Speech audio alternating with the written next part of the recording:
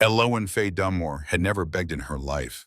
But that evening, with her stomach aching from 3 days of hunger and her hands shaking from a fear she could no longer hide, she stood before the gate of a ranch so vast it seemed to swallow the valley whole. Dust from the trails still clung to her navy blue traveling dress. Her boots were split at the seams. Her honey blonde hair, once pinned in a modest updo, had come loose in tangled waves around her temples and shoulders. She clutched a cracked clay pot against her chest, the way a mother might hold a child, and she looked up at the three tallest men she had ever seen in her life. They stood in a line shoulder to shoulder, like a wall built from muscle and silence. The one in the middle held an axe, the blade catching the last of the daylight. His left hand, wrapped around the handle, bore an old burn scar that twisted from his knuckles to his wrist. The one on the right had his arms crossed over a chest wide enough to block a doorway, and his amber eyes burned with something between suspicion and contempt. The one on the left said nothing. He simply watched her, and his watching felt heavier than anything the other two could have said. Elowen lifted her chin. Tears stung her eyes, but she held them back because she had learned long ago that tears bought nothing in this world. She opened her mouth and spoke the only honest words she had left. "I know I am not worth much, sirs, but I can cook." One sentence, spoken in desperation, and everything in her life began to turn. But to understand how Eloise Faye Dunmore came to stand at that gate holding a broken pot and offering her last scrap of dignity to three strangers carved from stone, you must go back, 4 weeks back, to a city made of brick and rain, and the kind of cold that settles not in the bones but in the soul. Boston. She was 22 years old and she had never belonged to anyone. Elowen did not know her parents' names. She did not know where she was born or why she was left behind. The only record of her beginning was a scrap of paper tucked inside a white cloth placed on the steps of St. Clement's Home for Orphan Children on a winter night 22 years ago. The note read, "Please care for this girl. Her name is Elowen." No surname, no address, no explanation. The last name Dunmore was stamped on her like a brand.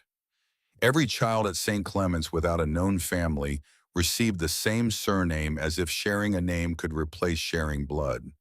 St. Clement's was not a cruel place. It was simply an empty one. The walls were clean. The meals came on time. The beds were narrow but serviceable. But warmth, the kind that comes from being chosen from being wanted, that was a luxury no orphanage could afford. Children at St. Clement's learned to survive without it. They learned to eat without tasting, to sleep without dreaming, to walk through the world without expecting anyone to reach for their hand. Elowen learned all of these things, but she also learned something else, something that would one day save her life, though she did not know it yet. She learned to cook. The woman who taught her was named Burke Halsey. Old Burke, as the children sometimes called her with more fondness than they showed for anyone else in that building, was the cook at St. Clement's for nearly 30 years. She was 60 years old when Elowen first wandered into the kitchen at age 8, drawn not by curiosity, but by the smell of bread rising near the stove. Burke was short and stooped, her back bent from decades of lifting iron pots. Her hands were rough as bark knuckles, swollen from arthritis. But when she kneaded dough, those same hands moved with a gentleness that made Elowen stop and stare. "You want to help?" Burke had asked without looking up. Elowen nodded. "Then wash your hands, and do not touch the bread until I tell you." That was how it began. First, Elowen washed vegetables, then she scrubbed pots, then she peeled potatoes. Slowly, over months and years, Burke let her do more, mixing batter, measuring flour, cracking eggs with one hand, learning when a skillet was hot enough by holding her palm above it, feeling the heat rise without touching the metal. Learning that the difference between good food and great food was never the ingredients. It was attention. It was care. Burke taught the way old craftswomen teach, not with books or measurements, but with hands and instinct and quiet repetition. "Salt is not for making things salty," Burke told her once, sprinkling a pinch into a pot of beans. Salt wakes everything else up. It tells the other flavors to speak louder. Do not rush the biscuits, she said on another morning, pressing dough with her palms. Patience is a seasoning no store sells. And the lesson Elowen carried closest to her heart, the one spoken on a winter afternoon when the two of them sat by the kitchen fire while snow fell outside the frosted window. Food made with the hands feeds the belly, child. Food made with the heart feeds the soul. Never cook without putting your heart in. Elowen memorized those words the way some people memorize prayers. She did not know it then, but they would become the only inheritance she would ever receive. Burke Halsey died when Elowen was 19. She passed in her sleep quietly the way she had lived. Elowen did not eat for 3 days after. She sat on the kitchen floor beside the coal stove and wept until her ribs ached because the only person who had ever loved her was gone, and the world felt like an empty room with no doors. Burke left behind three things: a cast iron skillet, black and gleaming from decades of use, seasoned so deeply that the metal itself seemed to hold the memory of every meal it had ever cooked. A cracked clay pot that Burke said had belonged to her own mother back in Ireland, carried across the Atlantic in the belly of a ship. And a wooden spoon, worn smooth by the hands of women whose names Elowen would never know, but whose labor lived on in every groove of the handle. Three objects, worth nothing to anyone who measured value in coins, worth everything to Elowen because they were the only proof that she had once been loved. 3 years passed. Elowen turned 22 in a city that did not notice. She worked odd jobs, washing dishes, scrubbing floors, mending clothes for women who never looked at her face. She lived in the back room of a boarding house where the walls were thin and the landlord's patience was thinner. She kept to herself. She cooked when she could using Burke's skillet on a small stove in her room, making meals for herself that tasted better than anything the boarding house served, though no one ever knew. Then St. Clement's received its death notice. The building was condemned. The city wanted the land. The Board of Trustees, a collection of men who had never set foot inside the orphanage, voted to close it permanently. Mrs. Sedgwick, the director, a woman whose compassion had dried up sometime around the same year as her sense of humor, delivered the news with the warmth of a tax collector. All residents over 18 had 2 weeks to vacate. No assistance would be provided, no referrals, no apologies. Elowen lost her job at the small restaurant near the harbor the same week. The owner found a younger girl willing to work for less. Elowen stood on the cobblestone street outside the restaurant, holding Burke's skillet wrapped in cloth, and understood with terrible clarity that she had run out of places to be. Boston in the autumn of 1873 was not kind to young women alone. Elowen had seen what happened to the girls who left St. Clement's with no family waiting outside. She had watched them drift into factory work that broke their bodies into service positions where they were treated as furniture or worse, into the kind of desperate arrangements that stole what little they had left. She would not follow them. She could not. But she did not know where else to go. The answer came on a rainy afternoon, pasted to a lamppost on a street she walked every day but had never truly looked at. The paper was damp, the ink slightly blurred, but the words were clear enough. Mail order brides wanted. Respectable gentlemen in Montana Territory seek virtuous young women for matrimony. Room board and an honest life guaranteed. Write to Lockwell and Sable Agency, Boston. Elowen stood in front of that advertisement for a long time. Rain soaked through her shawl and dripped from her chin. She had never held a man's hand. She had never been kissed. She had never been looked at the way she had seen men look at women in the streets with hunger or tenderness or that particular kind of attention that suggested a person was worth noticing. She was 22 and had never been chosen for anything. But between the streets of Boston growing darker by the day and the promise of a life somewhere west, somewhere new, she chose the unknown. Because the unknown might still turn out well. What she was living now could not. The office of Lockwell and Sable occupied the second floor of a narrow building on a commercial street. The staircase creaked. The hallway smelled of cigar smoke and old paper. A man named Mr. Fenwick sat behind a desk cluttered with ledgers and correspondence. He wore a gray vest and spoke with the kind of smoothness that made every sentence sound rehearsed. He asked her age, her health, whether she could cook, whether she was, and here he paused with a delicacy that felt practiced rather than genuine virtuous. Elowyn's face burned, but she nodded. He asked if she was willing to travel far. She said yes. He opened a leather folder and ran his finger down a list of names. There is a suitable match, he said.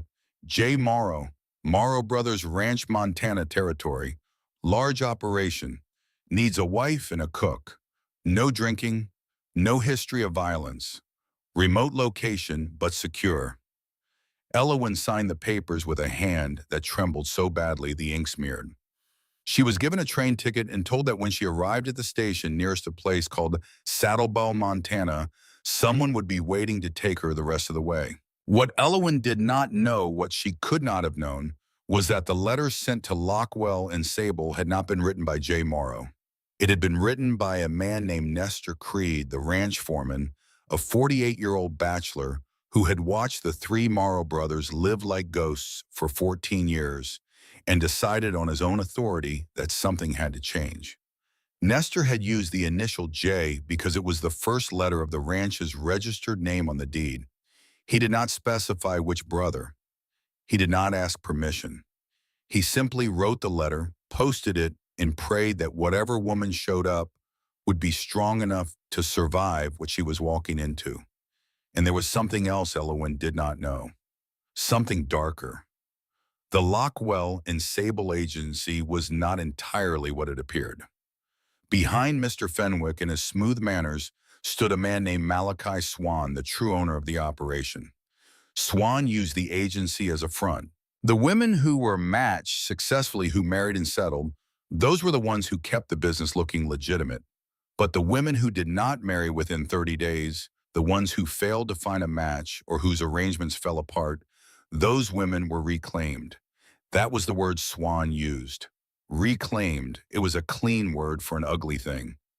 Those women were sent to saloons and worse, in mining towns across the territory, sold to men who did not bother with marriage certificates. Elowyn Faye Dunmore, 22 years old, orphan owner of one skillet, one crack pot, and one wooden spoon, had just signed her name into a system designed to consume her if she failed. And she did not know. The train journey west took 11 days. Elowyn sat in a third-class car with wooden benches and windows that rattled every time the engine hit a curve. She watched the landscape change as if watching the world undress itself layer by layer. First, the brick and smoke of Boston gave way to green hills and farmland. Then the farmland stretched into plains so wide that looking out the window made her dizzy because there was no edge, no wall, no ceiling, just land and sky, meeting at a line so far away it seemed imaginary. She had never seen anything like it. She had grown up inside walls, brick walls, wooden walls, the invisible walls of routine and obedience that kept orphans in their place. Now, for the first time, she looked at a world with no walls at all, and she felt two things at once: terror because open space meant there was nowhere to hide, and freedom because open space also meant there was nowhere she was not allowed to go. On the second day, an older woman sat beside her, Mrs. Hadley Combs, 65 years old, a widow traveling to Wyoming to visit her married daughter. Mrs. Combs had a face full of sun lines and eyes that had clearly witnessed more than one lifetime's share of trouble. She looked at Elowyn, at the careful way she held her bundle of belongings, at the nervous way her eyes moved across the other passengers, and she understood immediately. "You are going out as a mail-order bride," Mrs. Combs said. It was not a question. Elowyn opened her mouth to deny it, but the older woman raised a hand. "Do not be ashamed. Half the women in the West arrived the same way. Some found good men, some did not. But they all had one thing in common. They were brave enough to step into the dark and hope for light." She leaned closer, her voice dropping. "But listen to me, child. Men in the West are not like the men in your books. They are hard because the land makes them hard. The weather, the work, the loneliness. It bends them into shapes that can seem cruel even when they are not. Do not try to change them. That never works. Give them a reason to change themselves. And if they do not change, at least you tried in a place where the sky is bigger than Boston. Elowyn thanked her and tucked the words away beside Burke's lessons. Two pieces of wisdom from two old women who would never meet, but who, without knowing it, were preparing her for the same battle. The train reached the last station before Saddlebow on a gray afternoon. Elowyn stepped onto a wooden platform so small it barely deserved the name. There was a telegraph office, a water tower, and a man named Nedley who sat behind the counter chewing tobacco and looking at her like she had arrived from another planet. Morrow Brothers Ranch, Nedley repeated, squinting. You sure about that, miss? Elowyn said she was sure. Nedley spat tobacco juice into a tin cup. Next stagecoach is 2 days out, and even that one does not go all the way. Nobody does. Those three Morrow boys live up in the mountains like bears. Folks around here leave them alone, and they return the favor. Elowyn could not wait 2 days. She had no money for lodging, no food beyond a small piece of bread she had been rationing since the day before, and no guarantee that waiting would bring anything better than walking. So she walked, 2 days on foot. The trail wound through land that seemed to breathe. Pine trees rose on either side, their shadows long and cool in the morning, short and hot by afternoon. Creeks cut across the path, and Elowyn drank from them on her knees, cupping water in her palms. She found berries she recognized from Burke's lessons. The old cook had grown up in the countryside and knew which wild plants were safe, and she ate them slowly, making each handful last. Her boots rubbed her feet raw by the end of the first day. Blisters formed, burst, and formed again. Each step sent a jolt of pain up through her ankles, but she did not stop because stopping felt like dying. It felt like admitting that the world had finally won, that there was no place for a girl with no name, no family, no money, and no claim to anything except a cracked pot and the memory of a dead woman who loved her. The first night she slept under an oak tree, she placed her back against the trunk and held the cast iron skillet across her lap like a weapon. The stars above were more than she had ever seen in Boston, thousands of them, cold and bright and indifferent. She listened to the sounds of the dark, wind in the branches, something moving in the underbrush, a coyote crying far away, a sound so lonely it made her chest ache because she understood it. The second night she heard wolves, not close but not far enough. She gripped the skillet handle and did not sleep. On the afternoon of the third day, when the sun hung low and painted the sky in shades of fire, Elowyn saw the town of Saddlebow ahead. Her heart lifted with a small, desperate hope. People meant work. Work meant food. Food meant life. Saddlebow was exactly what its name suggested. A small, dusty town built at the edge of nothing. A general store, a saloon, a blacksmith, a church with a crooked steeple, and a handful of houses that looked like they had been set down by someone who was not paying attention. Chickens wandered between buildings. A thin dog lay under a porch, its ribs visible, its eyes closed as if it had long ago stopped expecting kindness. Elowyn wiped her face with the back of her hand. She straightened her torn dress. She tucked loose strands of hair behind her ears, and she began knocking on doors. She spoke politely, though shame clawed at her throat with every word. She gave her name. She said she could cook. Biscuit, stew, roast, anything. She asked only for a roof and meals in exchange for honest labor. One by one, doors closed. Some people did not let her finish speaking. A woman with a pinched face looked her up and down like she was something tracked in on the bottom of a boot and told her to leave. A man with a shotgun leaning against his door frame said he did not hire strangers.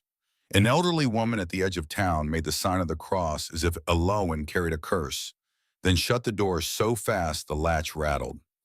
Each rejection cut deeper than the last, not because Elowyn expected better, but because she was not asking for charity.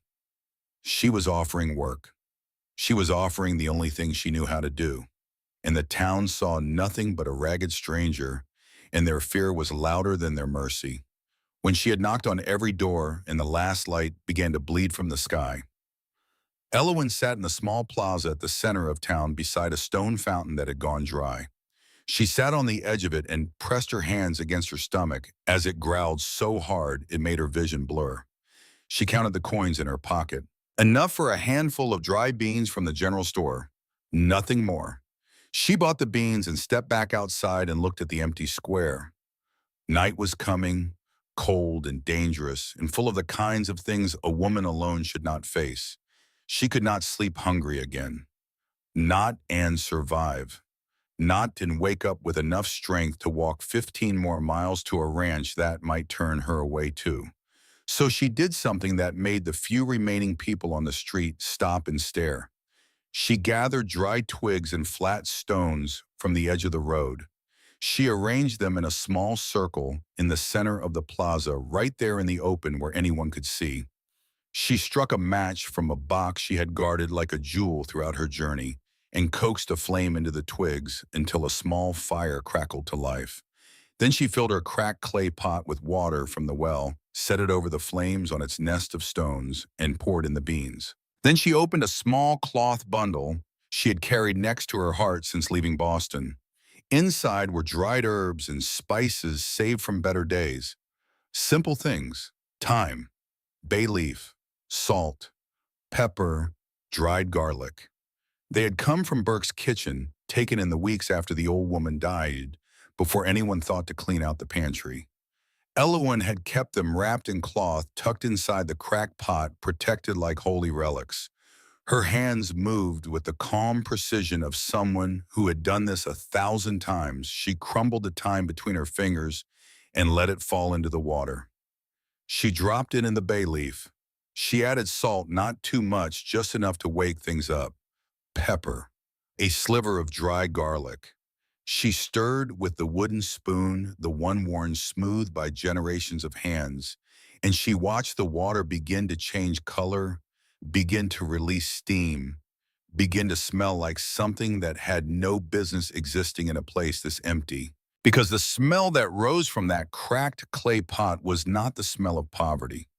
It was not the smell of desperation. It was the smell of a home, of a kitchen where someone waited for you, of a table set with care, of being loved enough that someone stood over a stove and thought about what would make you feel warm. The smell drifted across the plaza. It curled around the dry fountain. It slipped under doorways and through cracked windows. And one by one, it turned heads. Elowen stirred slowly, watching the beans soften, and for the first time in days, she felt something return to her that hunger and rejection had nearly destroyed. Dignity. She had lost her place at St. Clement's. She had lost her job. She had lost every door she knocked on today. But she still knew how to make food with care. She still knew how to offer comfort even when she had none left for herself. An old man appeared at the edge of the firelight. He was 70 if he was a day, with white hair that needed cutting and a back so bent he leaned on a wooden walking stick just to stay upright. But his eyes were sharp and bright and curious, the eyes of someone who had not yet decided to stop being interested in the world. He stopped beside the fire and breathed in deeply, and the breath seemed to travel through him the way music travels through a room. "That smells mighty fine," he said softly. Elowen looked up and saw kindness in his face. It startled her the way sunlight startles someone who has been inside too long. She told him it was only beans made with what little she had. The old man asked if he could sit. She nodded. His name was Corwin. People in Saddlebow called him Old Corwin, and they said it the way people say the name of a landmark, something that has always been there and always will be. He had lived in this town for 40 years. He had buried his wife a decade ago and had eaten alone every night since. When the beans were ready, Elowen served him a portion in the only vessel she had. The lid of the clay pot turned upside down to make a shallow bowl. She gave him the wooden spoon. She ate her own portion directly from the pot, using her fingers when the beans were cool enough. She gave him more than she kept for herself, though her stomach screamed in protest because Burke had taught her that the first rule of cooking was generosity. You always feed others before you feed yourself. Old Corwin took one bite. Then he stopped chewing. His jaw worked slowly and his eyes filled with water, and two tears slid down the deep creases of his weathered cheeks. He chewed as if the food had reached something inside him that had been sleeping for a very long time. "It has been 10 years since my wife passed," he said, his voice rough.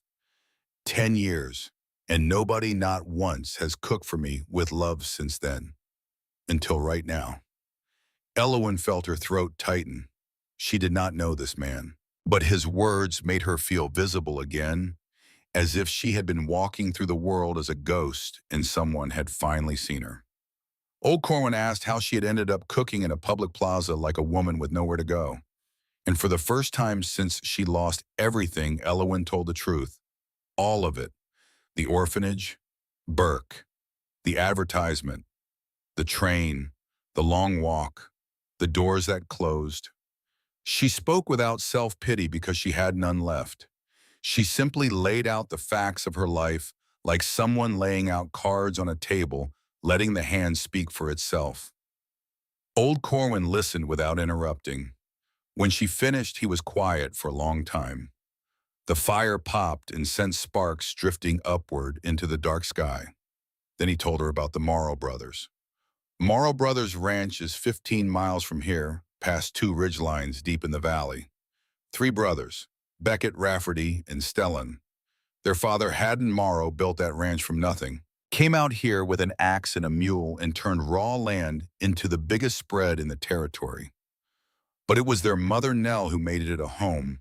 She cooked for every hand on that ranch every day, 3 meals. And every meal she served, the whole place got a little gentler. Men who would have cursed each other over a fence post sat down at her table and remembered how to be decent. Old Corwin paused. His eyes drifted to the fire, but Elowen could tell he was seeing something farther away. Then she died. Fire in the grain barn spread to the kitchen, where she was cooking supper. Beckett was 19. He ran in, pulled his 2 brothers out, but he could not get back to her. His left hand burned so bad the skin never healed right. He carries that scar to this day. Haddon, their father, he broke after that. Started drinking, started hitting the boys, Rafferty worst of all because Raff was the one who talked back. 2 years later, Haddon drank himself to death, left the ranch buried in debt with 3 young men who did not know how to grieve because nobody had ever shown them how. Old Corwin tapped his walking stick against the ground. Those 3 boys rebuilt everything. Every fence, every barn, every dollar. They turned that ranch into the most profitable operation in the territory, but in the process they turned themselves into stone. Beckett does not show what he feels. Raff turns everything into a fight. Stellan barely speaks at all. They need a cook, have for months, but nobody lasts more than 2 weeks. The work is hard, the men are rough, and the brothers are not exactly welcoming. He looked at Elowen, then straight and steady. If you cook the way you just cooked these beans, you have something rare, something I have not tasted in 10 years. Go to that ranch. Be humble, but stand firm. Let your food speak for you, and do not be afraid of them. They are not cruel. They are just broken. Elowen asked if he truly believed they would take her. Old Corwin held her gaze. After what I just ate, I believe you could walk into a stone wall and make it open. Then he added something quieter, leaning forward, his voice dropping to barely a whisper. There is something strange. A few weeks back, I heard Nestor Creed, the foreman up there, mention sending a letter to Boston about a bride. But the brothers do not know. If they find out before they are ready, Nestor loses his job. And you get sent away before you can even light the stove. Elowen felt a chill that had nothing to do with the night air. She was walking into a place where she was expected as a bride but would arrive as a stranger, where the man who sent for her had done so in secret, where 3 brothers who had turned themselves to stone would look at her and see one more problem to solve. She packed her pot, her skillet, and her spoon. She thanked old Corwin. He pressed a small piece of cornbread into her hand, the last of his own supper, and told her to eat it on the trail. Then Elowen Faye Dunmore turned her back on the only person who had shown her kindness in 1,000 miles and began walking into the dark. The mountains rose ahead of her like sleeping giants. The stars gave almost no light. The trail was rough, littered with loose rocks and exposed roots that caught her boots and nearly sent her sprawling more than once. But she kept going because the thought of turning back felt worse than any blister, any hunger, any fear. She ate the cornbread slowly, one small piece at a time, letting each bite dissolve on her tongue. She thought about Burke, about salt waking things up, about patience being a seasoning no store sells, about food made with the heart. She thought about 3 men who had lost their mother to fire and their father to grief and had rebuilt everything except the part of themselves that knew how to feel. She wondered which one of them was Jay Morrow. She wondered if any of them would let her stay. By dawn, the sky had turned pink and gold, and Elowen reached the fork in the trail that old Corwin described. 2 paths. She chose the left without hesitation because hesitation was a luxury she could no longer afford. After another long stretch of walking, her legs burning, her pointed screaming, she came over a rise and stopped. Morrow Brothers Ranch lay in the valley below, and it was larger than anything she had imagined. Fences ran in every direction, marking off pastures where cattle moved in slow, dark clusters. The barns were built solid, heavy timber and stone foundations designed to stand against weather and time. The main house sat at the center like an anchor built from pine logs and granite, 2 stories tall, with a porch that wrapped around 3 sides and a stone chimney that rose above the roof line like a watchtower. Men were already working, feeding horses, hauling firewood, shouting to each other as the morning began. The sound of labor drifted up to where Elowen stood, and it was the sound of a world that did not stop, that could not stop, that demanded everything from everyone in it every single day. Her heart beat so hard she felt it in her teeth. This could be her rescue, or it could be one more door slamming shut. She wiped her hands on her dress. She straightened her shoulders, and she walked down toward the gate. The ranch hands noticed her immediately. They paused in their work, squinting at the lone figure in a torn blue dress coming up the path like she had walked straight out of trouble. Wick Pardo, a 23-year-old hand with a wide mouth and a wider opinion of himself, leaned against a fence post and let out a low whistle. "Well now," he said loud enough for everyone to hear, "another little bird come looking for work. I will bet 10 cents she does not make it past noon." A few men laughed. Elowen did not look at them. Nestor Creed appeared from the direction of the main barn. He was 48 with a face that had been weathered into something between leather and kindness. And when he saw Elowen, the color drained from his skin so fast that she noticed it even from a distance. He knew who she was, the mail-order bride he had secretly sent for. She had arrived earlier than he expected, and he had not prepared the brothers. He hurried toward her, his boots kicking up dust, and when he reached her, he spoke in a whisper so tight it sounded like it might snap. "You are Elowen Dunmore, Lord have mercy. Listen to me. Do not mention the mail-order bride arrangement. Not yet. Not now. I will introduce you as a cook looking for work. Do you understand? Nod if you understand." Elowen nodded. Before either of them could say another word, 3 figures appeared from the direction of the horse corral. They walked side by side, and the ground seemed to feel them coming. Beckett Shale Morrow was in the center, the eldest, at 33, carrying an axe, the way other men carry a walking stick naturally, as if it were simply part of his arm. He was tall enough to cast a shadow over Elowen even from 10 paces away, and his face looked like something nature had carved from the same granite that built the mountains behind him. His jaw was set, his amber eyes held no warmth. In his left hand, the one gripping the axe handle bore the twisted scar that old Corwin had described, a permanent reminder of the night he ran into a burning building and came out with everything except his mother. Rafferty Oaks Morrow walked to his right. Raff was 32, 1 year younger, and built like a man whose body had been shaped by anger as much as labor. His shoulders were broad enough to block a doorway. His arms were crossed and his amber eyes the same shade as his brother's, but hotter, brighter like the eyes of a hawk. Sighting prey moved over Elowin with open skepticism. His jaw was tight. His mouth was pressed into a line that dared the world to give him a reason. Stellan Ward Morrow was on the left. The youngest had 31 auburn hair catching the early light quiet in a way that was not shyness but something deeper, something deliberate. He did not cross his arms. He did not scowl. He simply looked at Elowin, and his looking was the most thorough of the three, as if he was not just seeing her appearance, but reading her the way a man reads a letter, slowly, carefully, not missing a single word. "Who is this?" Beckett asked. His voice was low, not cruel, but there was no room in it for weakness. Nestor swallowed visibly. "This is Elowin Dunmore. She has come looking for work as a cook." Raff let out a short, hard laugh. "Another cook. The last one ran off after 3 days because she heard a bear outside. The one before that burned porridge." "Porridge." Elowin forced her voice steady. "I would still like the chance." Beckett stepped closer. He was taller than her by more than a foot, and standing near him was like standing near a cliff face, something in the landscape that had been there long before you arrived and would be there long after you left. His amber eyes moved over her, and she understood that he was not looking at her dress or her hair or the dust on her skin. He was measuring, counting weaknesses, counting reasons to send her away.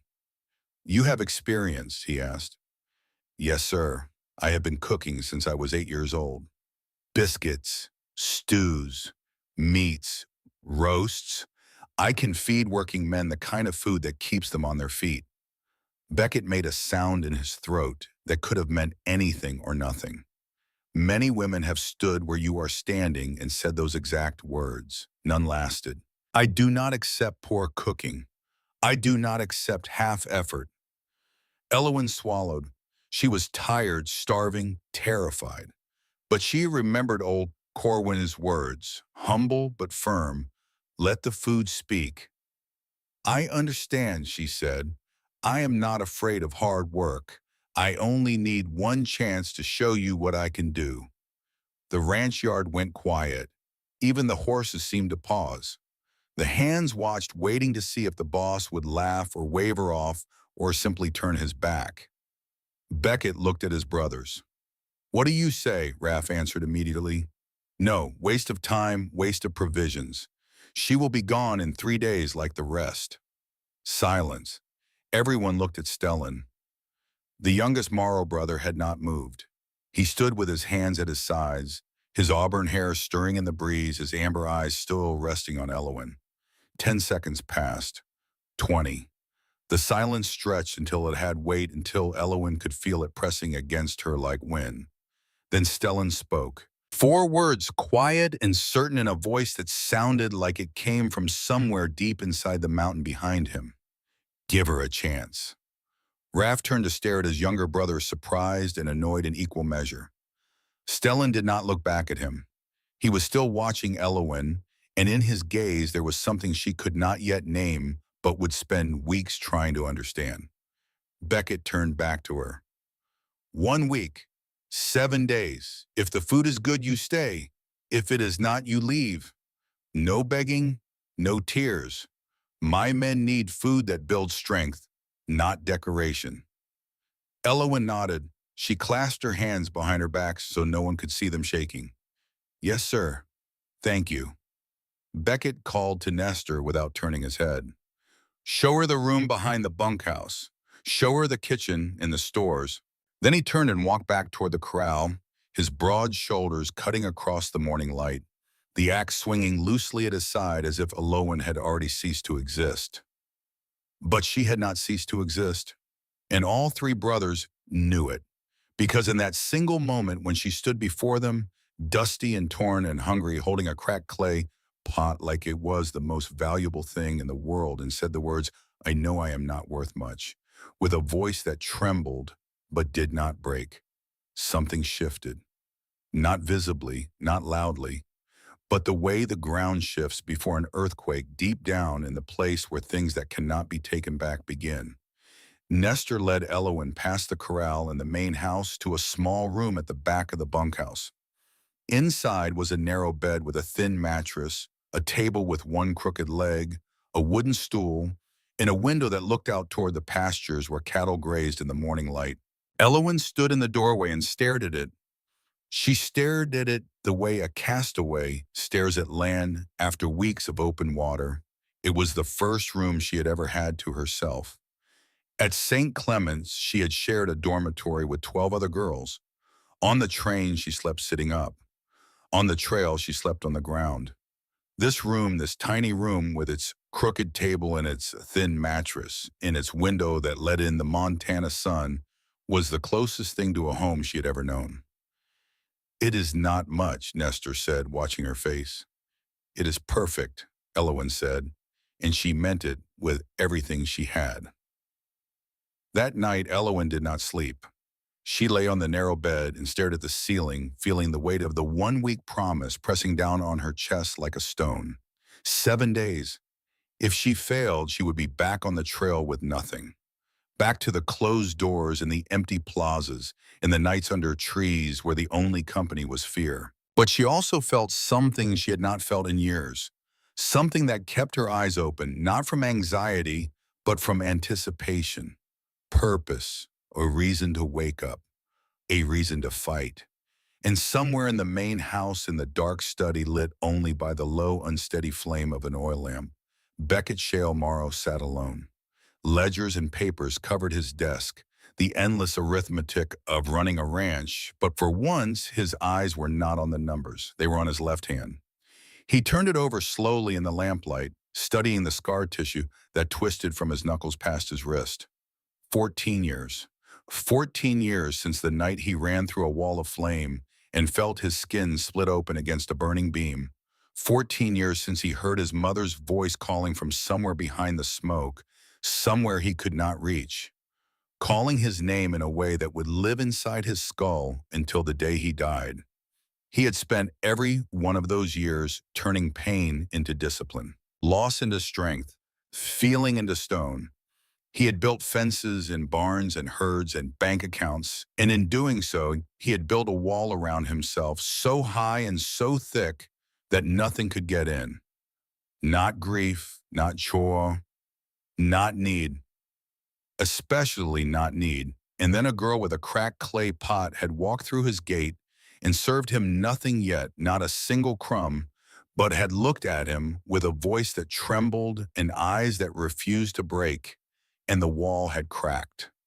Not broken, not fallen, but cracked. Just enough for something to seep through. A recognition he had not felt in 14 years. The recognition of someone who had lost everything and was still standing. Beckett Morrow looked at his scarred hand and whispered into the dark room, do not start believing in anything." But for the first time in 14 years, the darkness did not answer. And the silence it left behind was more frightening than any storm, any enemy he had ever faced. Because silence meant there was room for something new. And something new meant something that could be lost. And Beckett Morrow knew better than any man alive what it meant to lose. The days that followed moved through Morrow Brothers Ranch like a slow river, changing the shape of its banks. Not all at once, not with any single dramatic moment, but steadily, quietly, the way water reshapes stone one meal at a time. Elowen woke before the sun every morning. She lit the stove in the dark, working by feel and memory, the scrape of a match, the crackle of kindling, catching the soft roar as the firebox drew air and the iron began to warm. By the time the first gray light touched the ridge above the valley, the kitchen was already alive with heat and smell and the steady rhythm of her hands at work. She took stock of the pantry that first morning the way a soldier surveys a battlefield. Flour good quality recently milled, lard, salt, baking powder, eggs from the hen house, butter fresh still, cool from the spring house, dried meat in the pantry, onions, garlic, a small bag of dried herbs that looked untouched, as if every previous cook had not known what to do with them. And they're pushed to the very back of a high shelf behind a tin of lard and a bag of cornmeal, a small jar of nutmeg. Almost full, almost forgotten. Elowen held the jar of nutmeg in her palm and smiled for the first time in days. This was her weapon. Not the nutmeg itself, but the knowledge of how to use it. The understanding that cooking was not about following steps. It was about listening to ingredients the way you listen to people, figuring out what they needed, what they were missing, what small thing would make everything else come alive. She mixed the biscuit dough the way Burke taught her. Gentle, patient, not overworked. She placed the biscuits near the warmth of the stove to let them rise. She chopped onion and garlic so fine they nearly dissolved. She browned the dried meat in the cast iron skillet, Burke's skillet, and the sound it made when it hit the hot pan was the sound of something beginning. She beat eggs with a splash of milk and added the smallest pinch of nutmeg, just barely enough to notice a whisper of warmth beneath the richness. She brewed coffee, strong, dark, steady, the kind of coffee that grabs a man by the shoulders and tells him the day has started whether he is ready or not. When the biscuits came out of the oven, golden and risen and perfect, Elowen released a breath she did not realize she had been holding since the moment she walked through the gate. The ranch hands arrived for breakfast at 6, shuffling and half awake, expecting nothing. They had eaten enough bad cooking in their lives to stop hoping for good. Then they stepped through the doorway and stopped. The smell hit them first, not the usual flat odor of burned grain or watery coffee that they had suffered through for months. This was something else entirely, something warm and layered and alive, a smell that reached into the chest and pulled at things long buried. It smelled like mornings from a time they could barely remember, mornings when someone cared enough to stand over a stove and think about them. Elowen served plates with steady hands, placing biscuits and eggs and browned meat before each man with quiet respect. No flourish, no performance, just food served with a dignity that said every person at this table was worth the effort. Nestor Creed ate first. He bit into a biscuit and went still. His eyes widened. His jaw stopped moving for a full 2 seconds. Then he chewed slowly as if afraid the taste might escape if he went too fast. "Good Lord," he murmured. "This is something else." That was all it took. The rest began eating, and the room fell into a silence that had nothing to do with unhappiness. It was the silence of men discovering they had been hungry for more than food. They had been hungry for care, for the feeling that someone somewhere had stood in a kitchen and thought about them, about what they needed, about what would make them feel for one brief meal like they mattered. Men who usually shoveled food into their mouths and bolted for the door now slowed down. They chewed, they tasted, they scraped their plates clean and looked at the empty surface as if it had just told them a secret. "Best biscuit I have ever put in my mouth," an older hand said, shaking his head. "There is something in the eggs," another muttered, "something I cannot name. But Lord, it is good." Wick Pardo, the same young hand who had bet 10 cents she would not last until noon, stared at his clean plate and said nothing. But he did not laugh again. Elowen stood by the stove and watched them eat, and she felt tears prick her eyes, but she held her head high. They liked it. She had done what she came to do. But the real test was still waiting. 3 trays. 3 meals. 3 brothers who ate alone. Elowen chose the best biscuits, the creamiest eggs, the most richly browned meat. She poured coffee into the 3 cleanest cups she could find. When Nestor lifted the trays, he gave her a look that was part hope and part prayer. "If they eat all of this," Nestor whispered, "you might stay longer than a week." One by one the trays went out. One by one they came back. Empty. Every plate, every cup, every crumb. Nestor set the last tray on the counter and looked at Elowen. "You passed the first round," he said. But Elowen was not thinking about rounds. She was thinking about what Nestor did not say. She was thinking about the fact that somewhere in this house, the man with the burn scar on his hand had eaten her biscuit and cleaned his plate, and that meant something she could not yet measure. She made stew on the second day.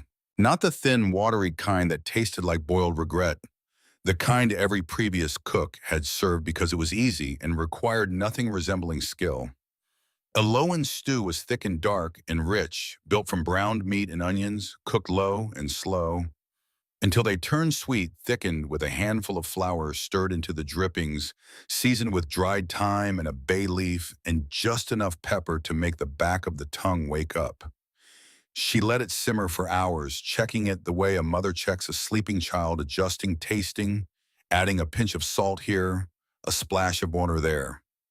By the time she ladled it into bowls, the smell had traveled through the walls of the kitchen, out into the yard, past the corral, and halfway to the front gate. Ranch hands who had been mucking stalls suddenly found reasons to walk past the kitchen door. Men who never ate slowly began eating slowly. And men who had not spoken a kind word to each other in weeks found themselves sitting at the long table after the meal was over, talking because something about the food made them want to stay. On the third day, she baked bread. Real bread, not the flat, dense bricks that passed for bread in most ranch kitchens across the territory. She made loaves that rose high and golden with a crust that crackled when you broke it open, and an inside so soft and warm that the first man who tore off a piece held it to his face and breathed in before he ate it as if the smell itself was nourishment. On the fourth day, she cooked beans. She soaked them overnight, then simmered them for half the day with smoked meat and garlic in a careful hand with the spices building layers of flavor, the way a mason builds layers of brick, each one supporting the one above it. The beans came out soft enough to melt on the tongue, but firm enough to hold their shape rich and savory, and deeply satisfying in a way that made men push back from the table and sit in contented silence, their eyes half closed, their rough hands resting on full stomachs. On the fifth morning, she seasoned dried meat with a mixture of herbs and brown sugar she had found in the far corner of the pantry, forgotten by every cook before her. She let the meat sit in the mixture overnight, then slow roasted it until the kitchen smelled like something you would follow for miles. The ranch hands ate it with their eyes closed. She did not waste food. She used bones for broth. She turned stale bread into pudding. She saved bacon grease in a tin and used it to fry potatoes that came out crisp and golden and impossibly good. She kept the kitchen clean, the stores organized, the schedule precise. 3 meals a day, every day, for 22 people without complaint, without drama, without asking for a single thing she had not been given. And the ranch changed because of it. It was not a change anyone announced or even acknowledged out loud. It was more like a shift in temperature. The air felt different. The mornings felt different, and men who had been grinding through their days like machines doing the work, because the work had to be done, not because it mattered to them, began to show up at the table with something that looked almost like anticipation. They arrived early, pretending they were just hungry, but really wanting to stand near the kitchen door and smell what was coming. They stopped bolting their food and started chewing it. They started talking at meals, sharing stories, arguing about horses, laughing at things that were not particularly funny, but that felt good to laugh at because laughter had been absent from this table for so long. The tired faces softened. Not much, not enough that a stranger would notice, but enough that Nestor Creed noticed. He had worked this ranch for nearly 20 years, since before the fire, since before Nell Morrow died, and he knew what the ranch felt like when a woman's care was at its center. He had not felt that in 14 years. This place has not been this calm in longer than I can remember, he told Eloin, one afternoon leaning against the kitchen door frame while she kneaded bread. Not since Nell. He caught himself and stopped the name hanging in the air like smoke from a fire long extinguished. Eloin understood what he meant without needing him to finish. She was filling a space that a dead woman had left behind. She was not replacing Nell Morrow because no one could replace someone who was loved. But she was tending the same fire, feeding the same hunger, and the ranch remembered even if the men who lived on it did not know how to say so. Each of the Morrow brothers responded to Eloin's presence in a different way, and each response told a story about the wound they carried. Beckett was the most disciplined in his distance. He did not step into the dining room with the hands. He did not visit the kitchen to praise her. He did not acknowledge her existence with anything more than the empty tray that Nestor carried back each morning, scraped clean, the only language of approval Beckett seemed to know. But he watched. When Elowen crossed the yard carrying water buckets from the well, she sometimes felt a pressure on the back of her neck, the unmistakable sensation of being observed. She would look up and find a window in the main house with its curtain slightly pulled aside, and though she could not see clearly through the glass, she knew. When she hung dishcloths on the line behind the bunkhouse, she would turn and catch a glimpse of Beckett, standing near the barn still as a fence post, his scarred hand resting on a railing, watching the yard as if searching for something he could not name. And then the changes began. On the third morning, Elowen woke to find that the crooked leg on her table had been repaired. Not propped up with a wedge of wood the way a quick fix would have done it, but properly mended, sanded smooth, the joint re-glued and reinforced so that the table stood perfectly level. She pressed her hand on it and felt no wobble at all.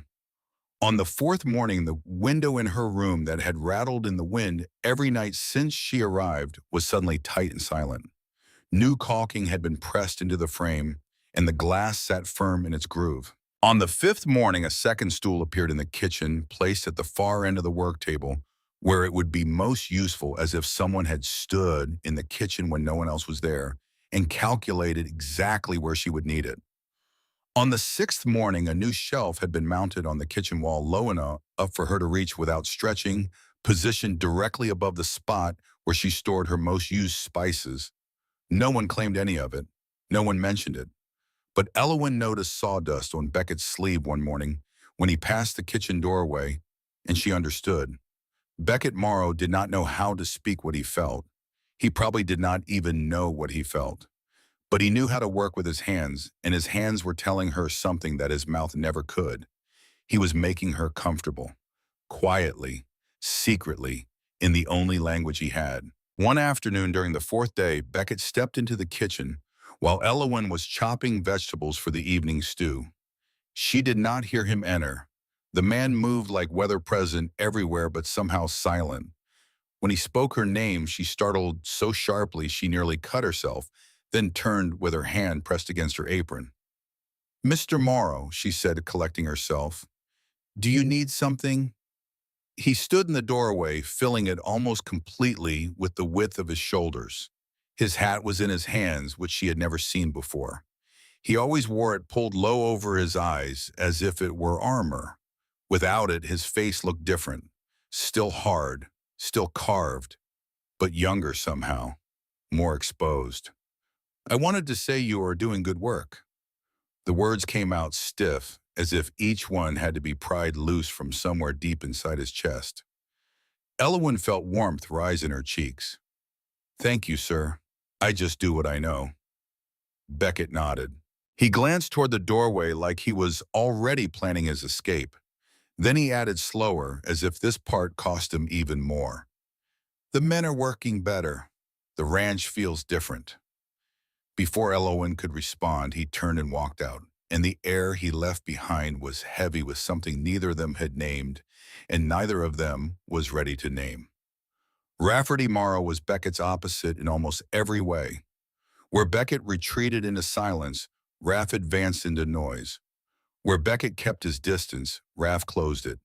He had been the first to vote against her, the loudest skeptic, the one who said she would be gone in 3 days. But by the third day, something had changed, and Raff did not know how to change quietly. It started with coffee. On the third morning after breakfast was finished and the hands had gone to work, Raff appeared in the kitchen doorway. He was enormous in that space, too tall, too wide, too much energy for a room built for work rather than conversation. He looked around as if he had never been in a kitchen before, which, given that the kitchen had been his mother's domain and no one had replaced her, was probably close to the truth. "Just getting coffee," he said as if anyone had asked. Elowen poured him a cup without comment. He took it, drank it, standing up, and left. The next day he came back. This time he asked if she needed anything heavy lifted. She said no. but thank you. He lingered for several minutes anyway, leaning against the counter, drinking coffee, watching her work with the open curiosity of a man who had never thought much about how food got from raw ingredients to a plate. By the fifth day, Raf had established a routine. He showed up after the hands left, sat on the stool at the far end of the work table, the stool that had appeared without explanation, and talked. He talked about the cattle, about the new colt that kept biting everyone except Stellan, about Wick Pardo being an idiot, about the fence on the north pasture that needed replacing before winter. He talked with his hands gesturing broadly, his voice filling the kitchen the way a fire fills a hearth with heat and light, and a kind of restless energy that could be comforting if you were not standing too close. Elowen listened while she worked. She peeled and chopped and stirred, and she let him talk, offering a nod here, a smile there, occasionally a quiet question that kept him going. She understood what was happening, even if Raf did not. He was not coming for the coffee. He was coming for the company. He was coming because the kitchen for the first time in 14 years felt like a place where a person could sit and be heard without judgment, and Raf had been waiting for that place longer than he would ever admit. But there was a moment on the fifth day that changed something between them. Raf was sitting on his stool, his long legs stretched out, a cup of coffee going cold in his hands, and he was telling Elowen about a horse he had lost his temper with. A young stallion that had bitten him on the forearm, and Raf had struck the animal with the end of a rope. Hard. The horse had reared eyes white with fear, and Raf had immediately felt sick with himself. He described the feeling in his voice, a roughness that had nothing to do with anger and everything to do with shame. "I am like my father," he said, and the words came out like something he had been chewing on for years. He was the same way, anger first, thinking second. After Mama died, he hit us when he was drunk. Hit me the most because I was the one who talked back. And now I look at myself and I see him. Same fists, same temper, same damage. Elowen stopped chopping. She set the knife down on the cutting board and turned to face him fully, because this was not a moment that deserved half her attention. "You just told me you felt terrible about hitting that horse," she said quietly, "that you were sick over it. Did your father ever feel terrible about hitting you?" Raf was silent for a long time. The kitchen clock ticked. Steam rose from a pot on the stove. "No," he said finally. "Never once, Spesu." "Then you are not like your father," Elowen said. "You have his strength, but you also have something he did not. You feel it when you do wrong. That feeling is the difference between a man who hurts people and a man who is learning not to." Raf looked at her, and for one unguarded moment, the loudest, most combative man on the ranch looked like a boy who had just heard the thing he needed to hear his entire life. His eyes glistened. His jaw worked. He opened his mouth closed, it opened it again, and then simply nodded once and drank his cold coffee as if it were the finest thing he had ever tasted. He did not thank her. He did not need to. The fact that he came back to the kitchen the next morning, and the morning after that, and every morning after that was thanks enough. Stellan Ward Morrow was the most difficult to read and the slowest to reveal himself, like a book written in a language Elowen was only beginning to learn. He was the youngest of the three, at 31, but his quietness had nothing to do with youth. It was deliberate, chosen, a silence that felt less like absence and more like presence, as if Stellan had decided long ago that words were unreliable and that the truth of a person was better expressed through action and observation. He rarely came to the kitchen. He did not tell stories or ask for coffee. Some days Elowen heard him speak only 2 or 3 sentences to anyone, and those sentences were short and functional instructions to a ranch hand, a question to Nestor about a fence repair, a single word to Raf that was somehow enough to diffuse an argument. But Stellan saw everything. Elowen discovered this in small ways. On the 4th day, she nicked her finger while chopping onions, a shallow cut that bled enough to stain her apron. She washed it, wrapped it in a strip of cloth torn from a dish towel, and went back to work without mentioning it to anyone. The next morning, a roll of clean cotton bandage appeared on the kitchen table. No note, no explanation, just the bandage placed where she would find it first thing. She learned that Stellan knew she liked hearing birds in the morning. The kitchen window faced east toward a stand of pines where songbirds gathered at dawn and their singing drifted in while she worked. Raph had complained more than once that the trees were too close to the building and should be cut for firewood. They never were. Elowen suspected she knew why. Then came the harmonica. It was the evening of the fourth day. Elowen had finished cleaning the kitchen and stepped out onto the small porch behind the bunkhouse to breathe the night air. The Montana sky was enormous above her, more stars than she had ever seen in Boston, cold and bright, and scattered across the darkness, like sugar spilled on a black cloth. The mountains stood as dark shapes against the horizon, patient and silent, and the air smelled of pine and earth and the faint sweetness of grass cooling after a warm day. She was about to go inside when she heard it. Faint at first, so faint she thought it might be the wind.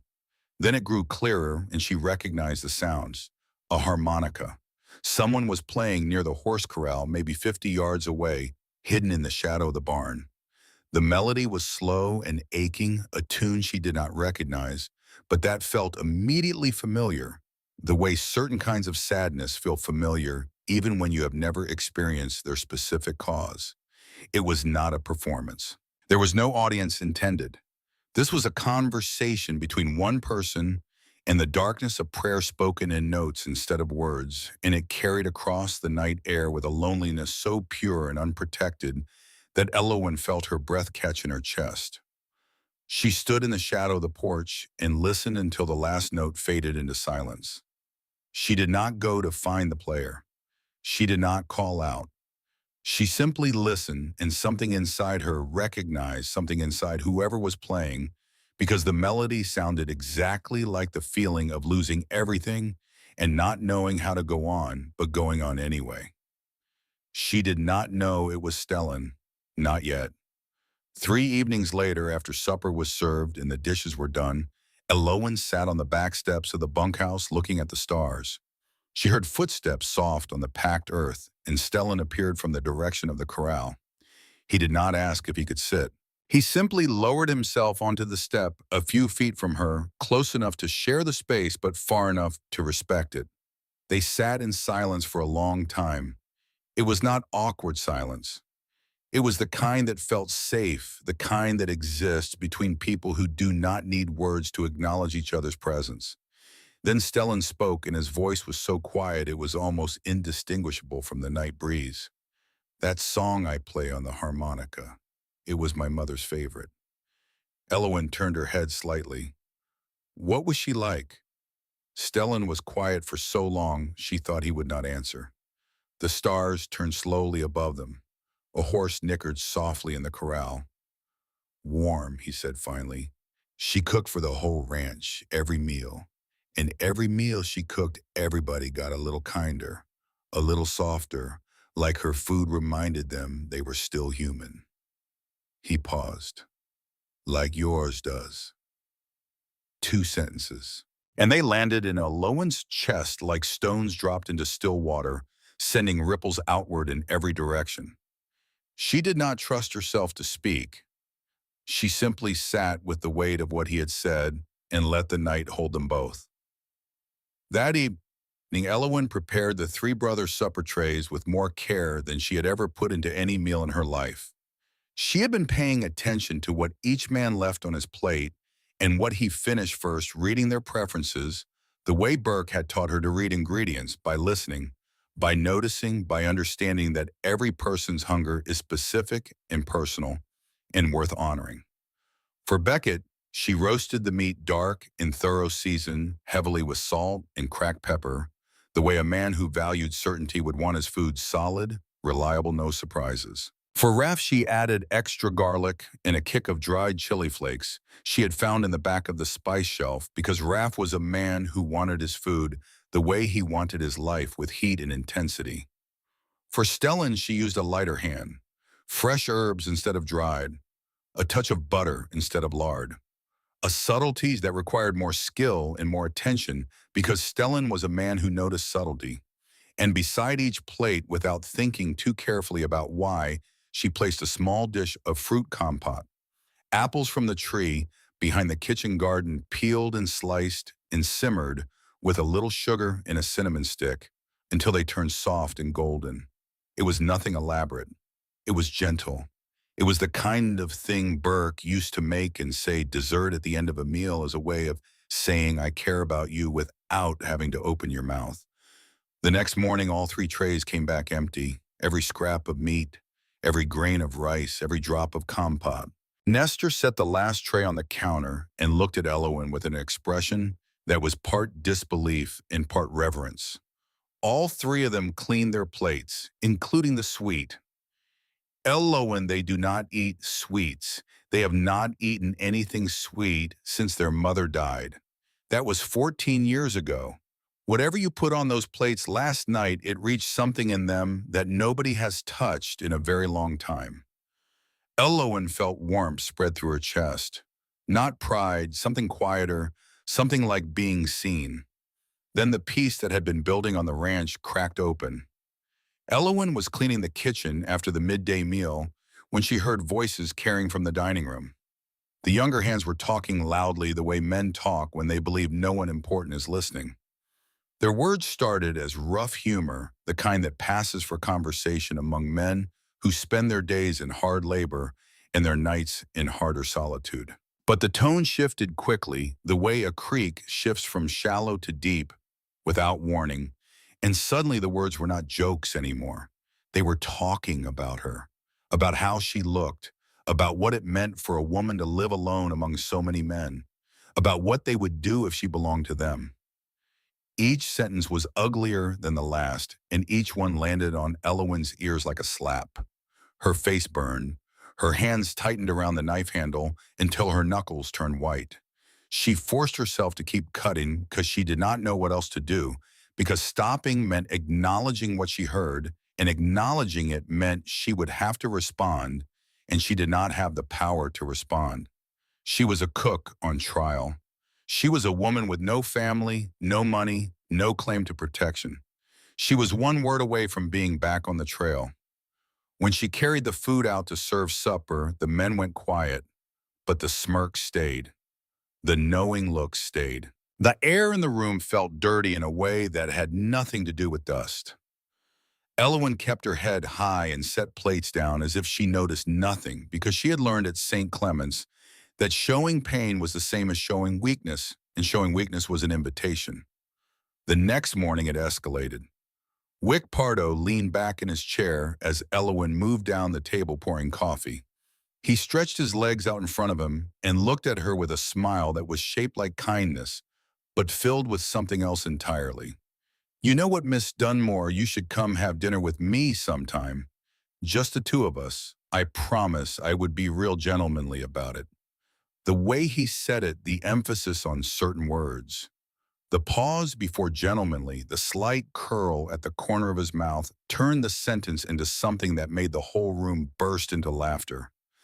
Not friendly laughter, the kind of laughter that has teeth. Elowen felt heat rise from her chest to her face. Her hands shook so violently that coffee sloshed in the pot, nearly spilling over the rim. For one terrible second, she felt the room shrinking around her, felt the walls pressing in, felt every pair of eyes on her like hands she could not push away. Then a voice cut through the room, low, sharp, final, like the sound of an axe splitting a log straight down the center. Enough. The laughter did not fade. It died instantly, completely, as if someone had reached into the air and strangled it. Every man at the table turned toward the doorway. All three Morrow brothers stood there. Not Washpien. All three, side by side, shoulder to shoulder, filling the frame like a wall of muscle and quiet fury. They had not been in the dining room for any previous meal. They ate alone. They kept to themselves. Their presence here was so unprecedented that the silence that followed their appearance had a physical weight pressing down on every man at the table like an invisible hand. Beckett was in the center, His face was set in the expression that the entire territory knew, and feared the expression that said he had moved past anger into something colder, something that did not shout because it did not need to. His amber eyes swept the room, and every man they touched seemed to shrink slightly in his chair. Raff stood to Beckett's right. His fists were clenched at his sides, his forearms corded with visible tension, and his face was red. Not embarrassed red, furious red, the kind of red that precedes violence the way thunder precedes lightning. His jaw was locked so tight the muscles in his neck stood out like ropes. Stellan stood to the left. He was not clenched. He was not red. He was perfectly still, his hands loose at his sides, his posture almost relaxed. But his eyes, those quiet amber eyes that Elowin had seen, filled with sadness and distance. In the gentle light of a man remembering his mother, those eyes were fixed on Wick Pardo, with an intensity that made the young ranch hand's smirk dissolve like sugar in rain. Beckett walked forward. Each step on the wooden floor sounded like a gavel striking.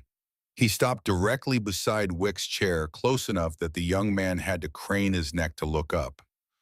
Wick tried to hold the grin. It melted. "Miss Dunmore is here to work." Beckett's voice was not loud. It did not need to be. It filled every corner of the room the way cold fills a room when a window breaks in winter. "She is the cook of this ranch. She will be treated with respect." Raff spoke next, his voice running hotter, closer to the edge. "I hear one more filthy joke out of any man at this table, I will handle it myself, and I will not wait until sundown." Stellan said nothing. He simply looked. He looked at Wick, and then he looked at every other man at the table, one by one slowly, and each man he looked at dropped his gaze. Stellan did not need words. His silence was louder than his brothers' voices because it came from a place that could not be argued with. Beckett swept his eyes across the table one final time. "I do not want to hear a single crude word spoken in her direction. Not one. I do not want to see disrespect in your eyes either. She does her work. She does it better than most of you do yours. If anyone here forgets that he can pack his belongings and be gone before the sun touches the western ridge, I do not say things twice." Wick swallowed hard and attempted a recovery. "Boss, we were just having a little fun." Beckett raised one hand. The room froze. "I do not care." Several voices murmured, "Yes, sir." No one argued. No one moved. No one breathed too loudly. The three brothers turned to leave. Raff went first, his boots heavy on the floor, his anger trailing behind him like heat from a forge. Beckett followed, his face already locked back into its customary stone. Stellan was last, and at the threshold he paused. Just for a moment. He turned his head and his eyes found Elowin's across the room. It lasted 1 second, maybe less. But in that second, Elowin saw something that struck her harder than any cruel word the ranch hands had spoken. It was not just anger. It was not just disapproval of what had been said. It was protection. The fierce, quiet, unshakable kind of protection that does not come from obligation or authority, but from somewhere deeper, from the part of a person that recognizes another person's vulnerability because they carry their own. Then he was gone, and the room exhaled, but nothing was the same. Nestor waited until Elowin returned to the kitchen. He followed her through the door and stood by the stove, his hat in his hands, his weathered face carrying an expression she had never seen on him before. Something between awe and worry. "They have never done that," he said softly. "Never. All three together standing up for one person. Not since their mother. Not for anyone." He paused, weighing his next words carefully. "If all three of them stood in that doorway for you, Elowin, you mean something to this ranch that goes beyond cooking. You should know that." Elowin did not know what to say. Her throat was tight, her hands were still trembling, and her eyes burned with tears she refused to release. But for the first time since she had arrived at Morrow Brothers Ranch, she did not feel alone. And that feeling, small and fragile as a candle flame in a windstorm, was more valuable to her than anything she had ever owned. Then the sixth day came, and everything she had built began to shake. Elowen was in the kitchen cutting potatoes for the midday meal when she heard shouting from the main house. Not the ordinary shouting of ranch work. This was personal. Raph's voice roaring like a bull in a pen, Beckett's voice cold and cutting. The sound of a hand slamming flat on a table so hard the impact carried through the walls. Nestor had told them. After 6 days of watching Elowen transform the ranch, after 6 days of seeing the brothers eat her food and soften in ways he had not seen in 14 years, Nestor Creed had decided that the truth could not stay buried any longer. He sat the three brothers down in the main room and confessed everything. He told them he had written to the Lockwell and Sable Agency in Boston. He told them he had requested a mail-order bride. He told them he had used the initial J. Morrow because it was the name on the ranch deed and he did not know which brother to name. He told them Elowen Dunmore had arrived as a prospective bride, not just a cook, and that he had instructed her to conceal this fact until the time was right. He told them why. You three have been living like dead men, Nestor said. And even through the walls, Elowen could hear the tremble in his voice, the tremble of a man who knew he might lose everything but believed in what he was saying enough to risk it. You eat alone. You sleep alone. You work until your hands bleed. And then you work more because stopping means feeling. And feeling means remembering. And remembering means hurting. You have not laughed in this house since your mother died. You have not sat at this table together since your father was buried. This ranch makes money and it raises cattle and it runs like a machine, but it is not a home. It has not been a home in 14 years. And I promised Nell before she died that I would take care of you. I am keeping that promise. Raph exploded. His voice shook the timbers. She is a mail-order bride. She came here to get married, not to cook. We keep her, and then what? We draw straws to see who takes a wife. Is that your plan, old man? Beckett's response was worse than shouting. It was silence, the kind of silence that sucks the air out of a room and replaces it with something cold. When he finally spoke, his voice was flat and controlled in a way that was more frightening than Raph's rage. You went behind our backs. You decided something about our lives without asking us. You brought a woman into this ranch under false pretenses. Nestor answered quietly. Yes, and I would do it again. Because look at this place. Look at your men. Look at your own plates coming back clean every morning for the first time in years. Tell me I was wrong. Elowen stood outside the door, her back pressed against the wall, her heart hammering so violently she was certain they could hear it through the wood. She heard Raph's words echoing in her skull. Draw straws to see who takes a wife. She felt the ground tilt beneath her feet, the same sickening lurch she had felt on the steps of St. Clement's when Mrs. Sedgwick told them the building was closing. The world rearranging itself without her consent. She did not know if she was a cook or a bride. She did not know which of these men, if any, had been expecting her.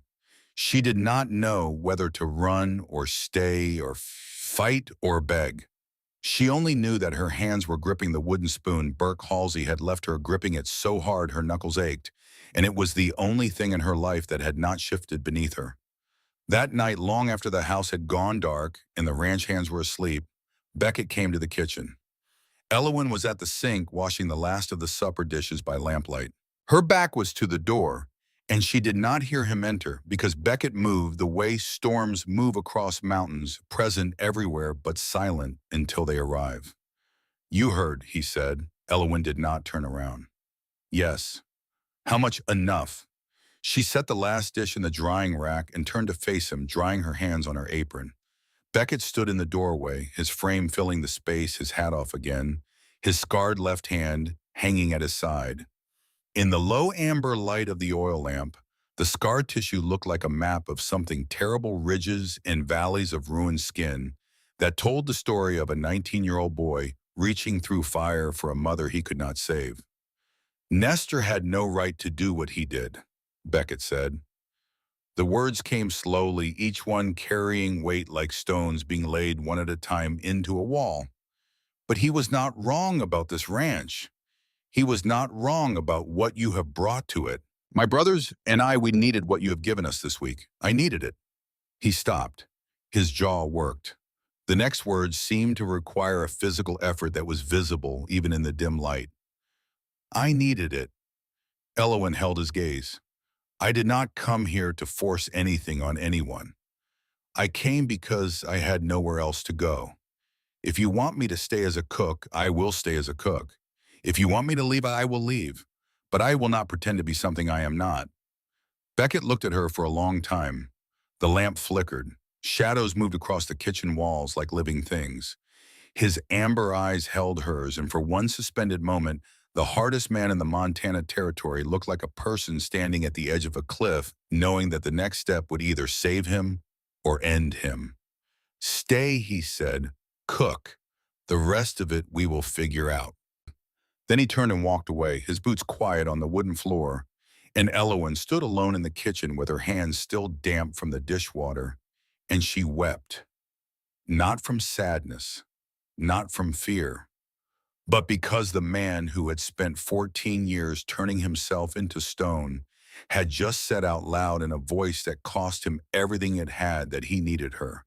And the most frightening thing of all was that she was beginning to realize she needed this place too. Needed them, all three of them, in ways she did not yet understand and was not yet ready to name. And somewhere outside in the darkness beyond the kitchen window, a harmonica played. Soft, slow. The melody Nell Morrow had loved. And Elowen stood with tears on her face and listened until the last note disappeared into the Montana night. 10 days passed. Elowen's trial week ended without ceremony, no announcement, no formal declaration. Beckett simply stopped mentioning the deadline, and she stopped counting the days, and the ranch absorbed her into its rhythm as naturally as a river absorbs a new tributary. She cooked. She stayed. And the unspoken understanding between her and the three brothers settled into something that was not quite peace and not quite tension, but something in between, like the air before a summer thunderstorm charged and waiting. Then Malachi Swan came. He did not come immediately. He sent a scout first. Bowen Swan was 28, Malachi's nephew, and he arrived in Saddlebow wearing a clean vest and a pleasant smile and introducing himself as a traveling merchant looking to establish trade contacts in the territory. He was polite, he was forgettable, and within 2 days he had asked every shopkeeper, every bartender, and every bored housewife in Saddlebow the same casual question. Had a young woman from Boston arrived in the area recently, blonde hair, early 20s, traveling alone?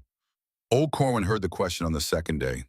The old man's body was bent, but his ears were sharp and his instincts were sharper.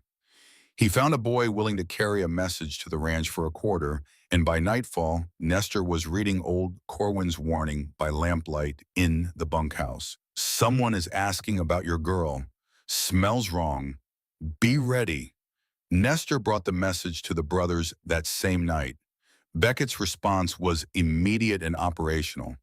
Double the watch at the ranch gate. No strangers admitted without his personal approval. Nestor to keep Elowen in sight during working hours. Raff wanted to ride to Saddlebow immediately and, as he put it, have a conversation with the man asking questions. Beckett told him no, not yet, not until they knew what they were dealing with. Stellan said nothing during the discussion. But after the others left, he walked to the gun cabinet in the main house, took out a Winchester rifle, cleaned it, loaded it, and placed it in the rack beside the front door. Then he went to the barn, saddled his horse, and rode the perimeter of the ranch in the dark, checking fences and sight lines, making sure every approach to the property was accounted for. Elowen did not know about the message. She did not know about Bowen Swan, but she noticed the change. The brothers were closer, not emotionally, that Glacier was still moving at its own ancient pace, but physically. Beckett appeared near the kitchen 3 or 4 times a day, now always with a plausible excuse, checking the firewood supply, testing a loose board, examining the chimney draft. Raph stopped leaving the ranch yard entirely, finding reasons to stay within shouting distance of the bunkhouse. Stellan, who normally rode out to the far pastures to check on the cattle herds alone, now stayed within view of the main compound. His horse always saddled, his rifle always within reach. They were circling her, protecting her. Not because she had asked, not because she knew she needed protecting, but because all three of them, in their own separate ways, had decided without discussion that whatever threat was approaching would have to come through them first. 1 week after Bowen's scouting trip, Malachi Swan arrived at the ranch in person. He came in a black carriage drawn by two horses. The carriage itself an oddity in a territory where most people traveled on horseback or in open wagons. He was 52 years old, tall and lean, dressed in a black coat and dark spectacles that hid his eyes even in the gray light of an overcast afternoon. Bowen sat beside him on the driver's bench, looking significantly less confident than he had in Saddlebow. They stopped at the ranch gate. Malachi stepped down from the carriage with the deliberate grace of a man who believed the world was required to wait for him. He removed his spectacles, folded them carefully into his breast pocket, and looked at the ranch the way a banker looks at a property he intends to foreclose on. Then he asked in a voice as smooth and cold as river ice to see Miss Elowyn Dunmore. Nestor sent a hand running for the brothers. Within minutes, all three stood on the porch of the main house, and Elowyn stood between them. Her heart pounding, her hands clasped in front of her, her face pale beneath the dust of a working day. Malachi wasted no time. He produced a leather folder from the carriage, opened it, and held up the contract Elowyn had signed in the office of Lockwell and Sable. He read the relevant clause aloud. Any bride dispatched through the agency who failed to complete a marriage within 30 days of arrival was subject to reclamation by the agency, which retained the right to reassign her to another client or demand full reimbursement of all transportation and processing costs. He looked at Elowyn. You signed this agreement, Miss Dunmore. You have been here nearly 3 weeks, and there has been no marriage. You are in breach of contract. I am here to offer you two options. Return with me voluntarily or repay the full cost of your passage and placement. The amount is $47. $47. Elowyn did not have 47 cents. The number hung in the air like a sentence. She felt her legs weaken. She felt the old familiar vertigo of a world rearranging itself against her will. Men in dark coats, cold words, papers that decided the course of a life without consulting the life itself. It was St. Clement's closing all over again. It was every door in Saddlebow slamming shut. It was the orphanage and the boarding house and the empty plaza and the dry fountain and the trail that led nowhere except to more emptiness. But this time she was not standing alone. Beckett had taken the contract from Malachi's hand and was reading it line by line, his amber eyes moving with the slow precision of a man who had taught himself to read legal documents because nobody else on the ranch could. Raph stood with his arms crossed and his jaw set, looking at Malachi the way a man looks at a snake that has slithered onto his porch. And Stellan stood closest to Elowyn, his body positioned between her and the man in the black coat, silent, but with a stillness that radiated something far more dangerous than the fidgeting of a nervous man. Malachi smiled. It was the smile of a man who had done this before and had always won. Gentlemen, I am not here to cause trouble. The law is clear. The contract is binding. I will return in 2 weeks with a county judge, and if there is no resolution by then, Miss Dunmore leaves with me. He replaced his spectacles. He climbed back into his carriage. Bowen snapped the reins and the horses pulled away, and the dust that rose behind them drifted across the ranch yard like a curse settling into the air. Elowyn stood on the porch shaking, watching the carriage disappear down the trail. She felt Stellan's presence beside her, like a wall of warm stone. She felt Beckett's controlled fury radiating from her other side like heat from a banked fire. She heard Raph crack his knuckles behind her one by one, a sound like small bones breaking. She did not speak. She could not. because the words that were forming in her mind were too frightening to say aloud.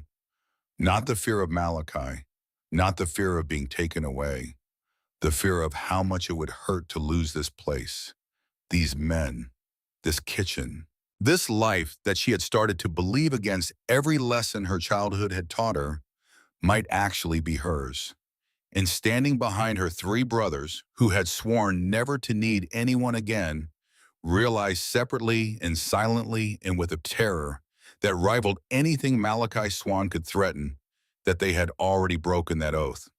The question now was whether they would fight for it or let it slip away the way their mother had slipped away into fire and smoke, and a grief so deep it had turned them all to stone. 2 weeks, 14 days to find a way to keep her. And somewhere in the main house, leaning against the door of his study with his scarred hand pressed flat against the wood, Beckett Shale Morrow closed his eyes and whispered something he had not said since he was 19 years old. I will not lose her. 3 words, barely audible, spoken to no one, but they changed everything. Because for the first time in 14 years, Beckett Morrow was not talking about his mother. 2 days before Malachi Swan was scheduled to return, the sky did not change. The weather held clear and dry, the kind of autumn day where the Montana sun sits low and golden, and the world looks deceptively peaceful.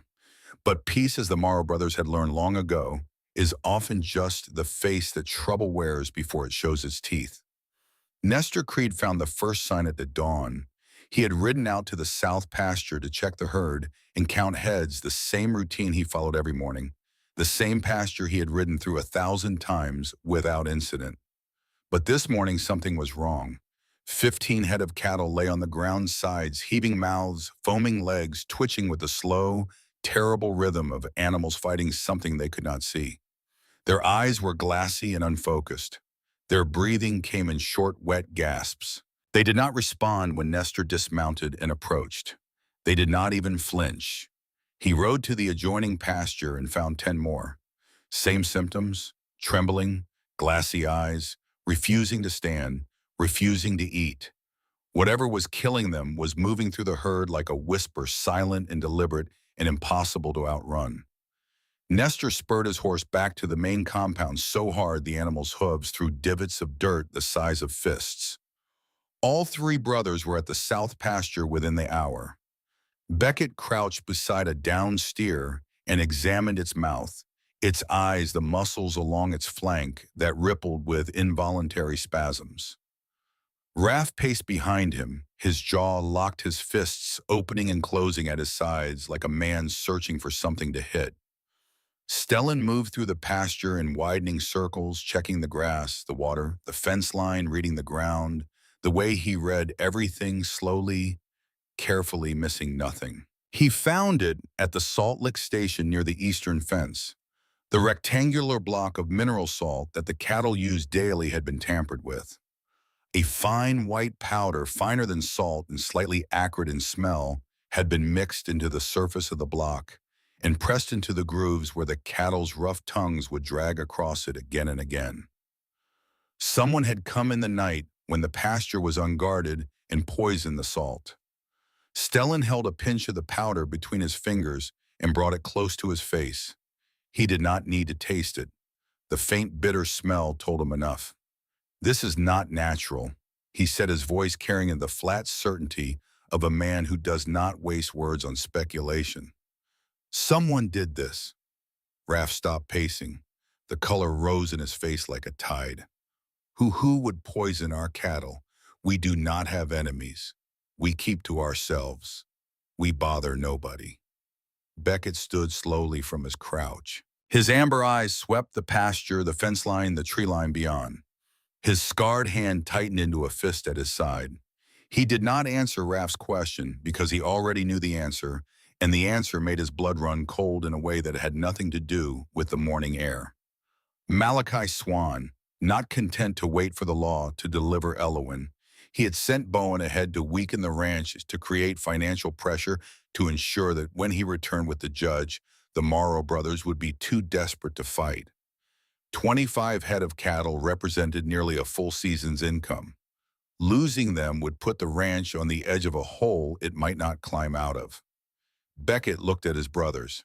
We deal with the cattle first. Everything else comes after.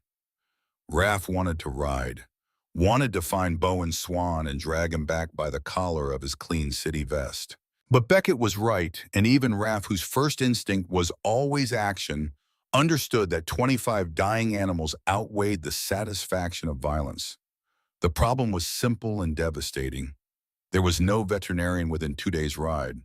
The nearest man with any knowledge of animal medicine was in a town called Silver Fork, and even if they sent the fastest rider on the fastest horse, the round trip would take longer than the cattle had.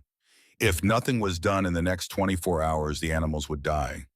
And with them would go the financial foundation the brothers had spent 14 years rebuilding from the ashes of their father's failure. Elowen heard the news from Nestor. She was in the kitchen rolling biscuit dough for the midday meal, her hands white with flour when the old foreman came through the door with a face that looked like it had aged 10 years since sunrise. He told her what had happened. The cattle, the poison, the timeline, the helplessness. Elowen listened. She wiped her hands on her apron, and then she said something that made Nestor stop breathing. I know a way. The words came out quiet but steady, the same way she had said, I can cook at the gate, and they carried the same weight, the weight of a person who has nothing left to offer except the thing they know. Burke Halsey had not only taught Elowen to cook. Burke had grown up in the Irish countryside in a village where the nearest doctor was a day's walk, and the women who kept households alive did so with knowledge passed from mother to daughter across generations. Burke knew plants. She knew roots and bark and the properties of things that grew wild. She knew which berries healed and which ones killed. She knew that charcoal ground fine and mixed with water could absorb poison from a stomach, animal, or human. She knew that willow bark stripped and boiled reduced fever and inflammation. She had told Elowen these things not as formal lessons, but as stories the way old women share knowledge wrapped in memory and spoken by the fire, and Elowen had absorbed them the same way she absorbed everything Burke taught, not with her mind, but with her hands and her heart. I am not a veterinarian, Elowen told Nestor.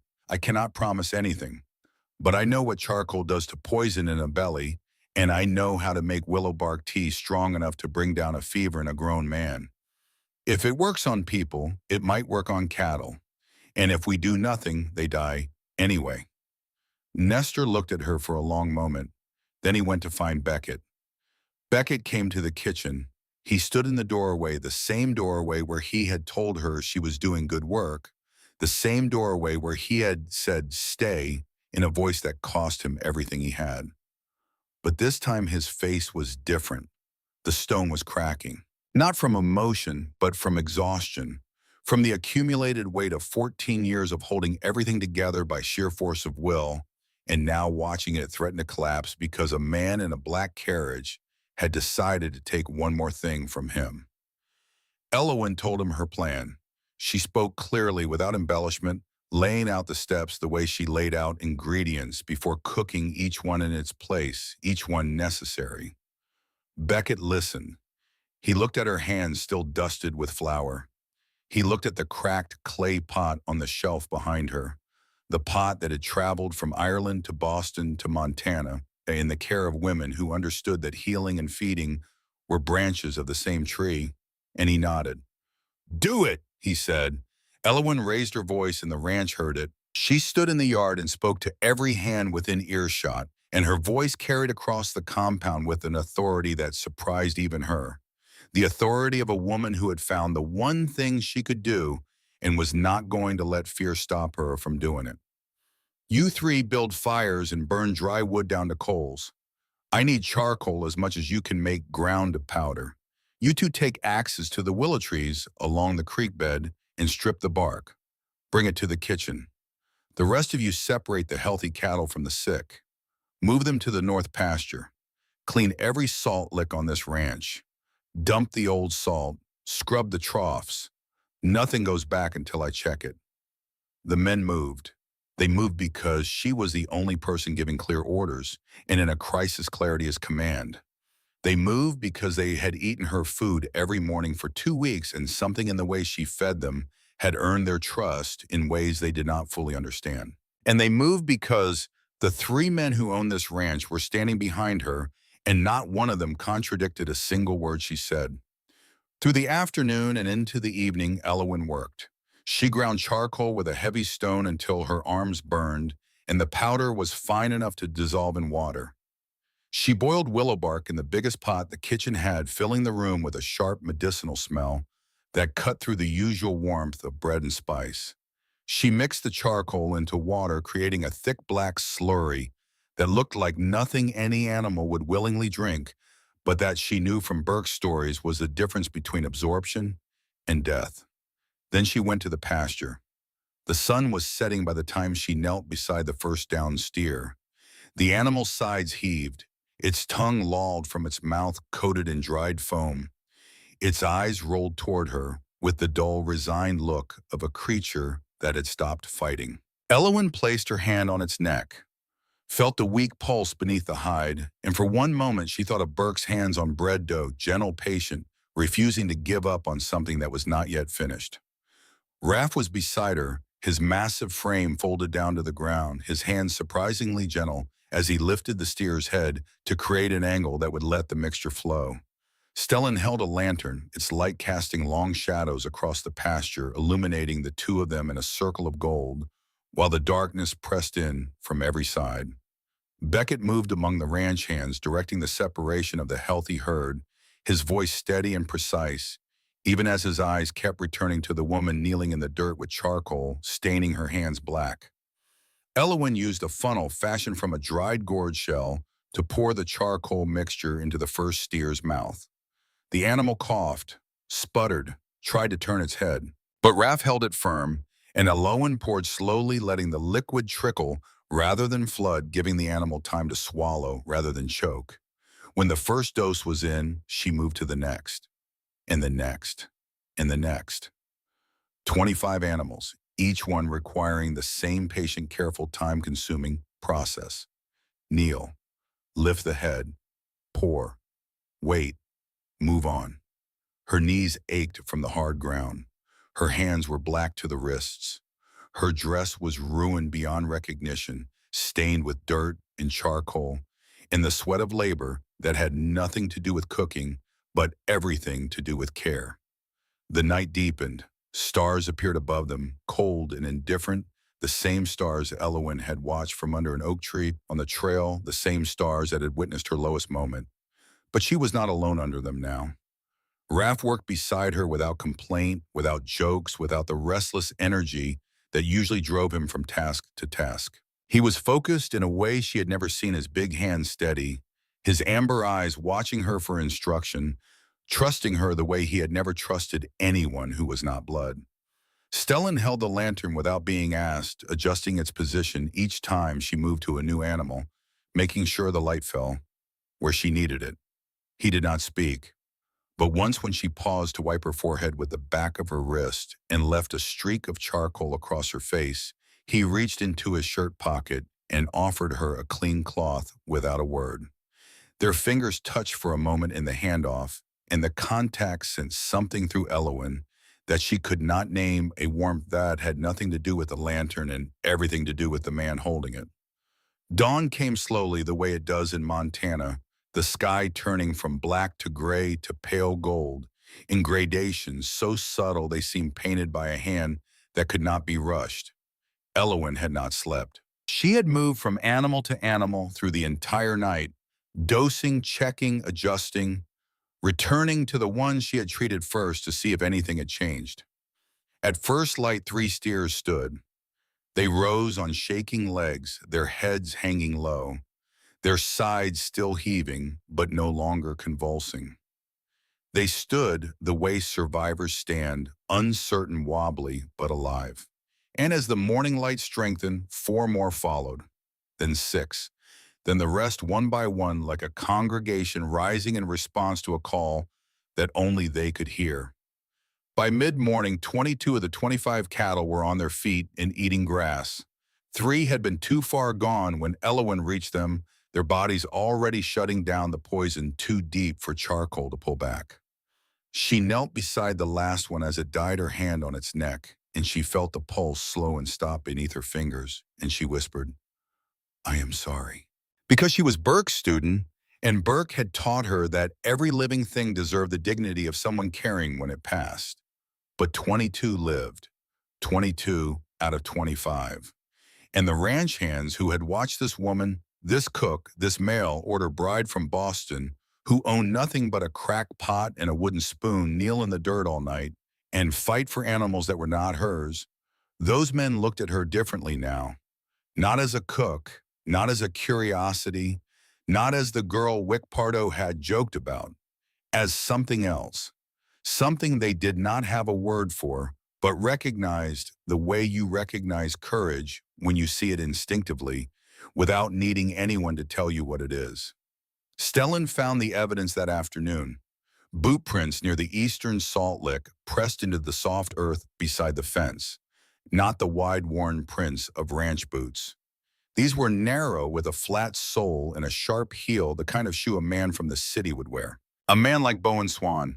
Stellan followed the prints to a gap in the fence where a rail had been loosened and replaced, creating an entry point invisible from the main compound.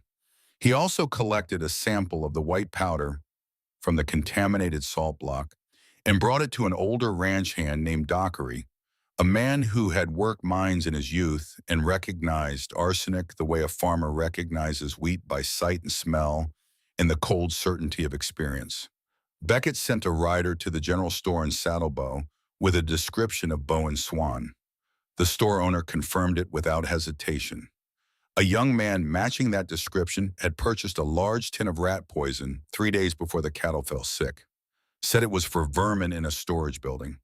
Paid cash, left no name. Beckett assembled the evidence with the same meticulous precision he brought to every task. The boot prints, the arsenic sample, the purchase record, the timeline. Each piece laid beside the next like bricks in a wall, and when the wall was finished, it was solid enough to hold. Elowin found the three brothers that evening sitting on the ground with their backs against the pasture fence 100 yards from where the recovering cattle grazed in the fading light.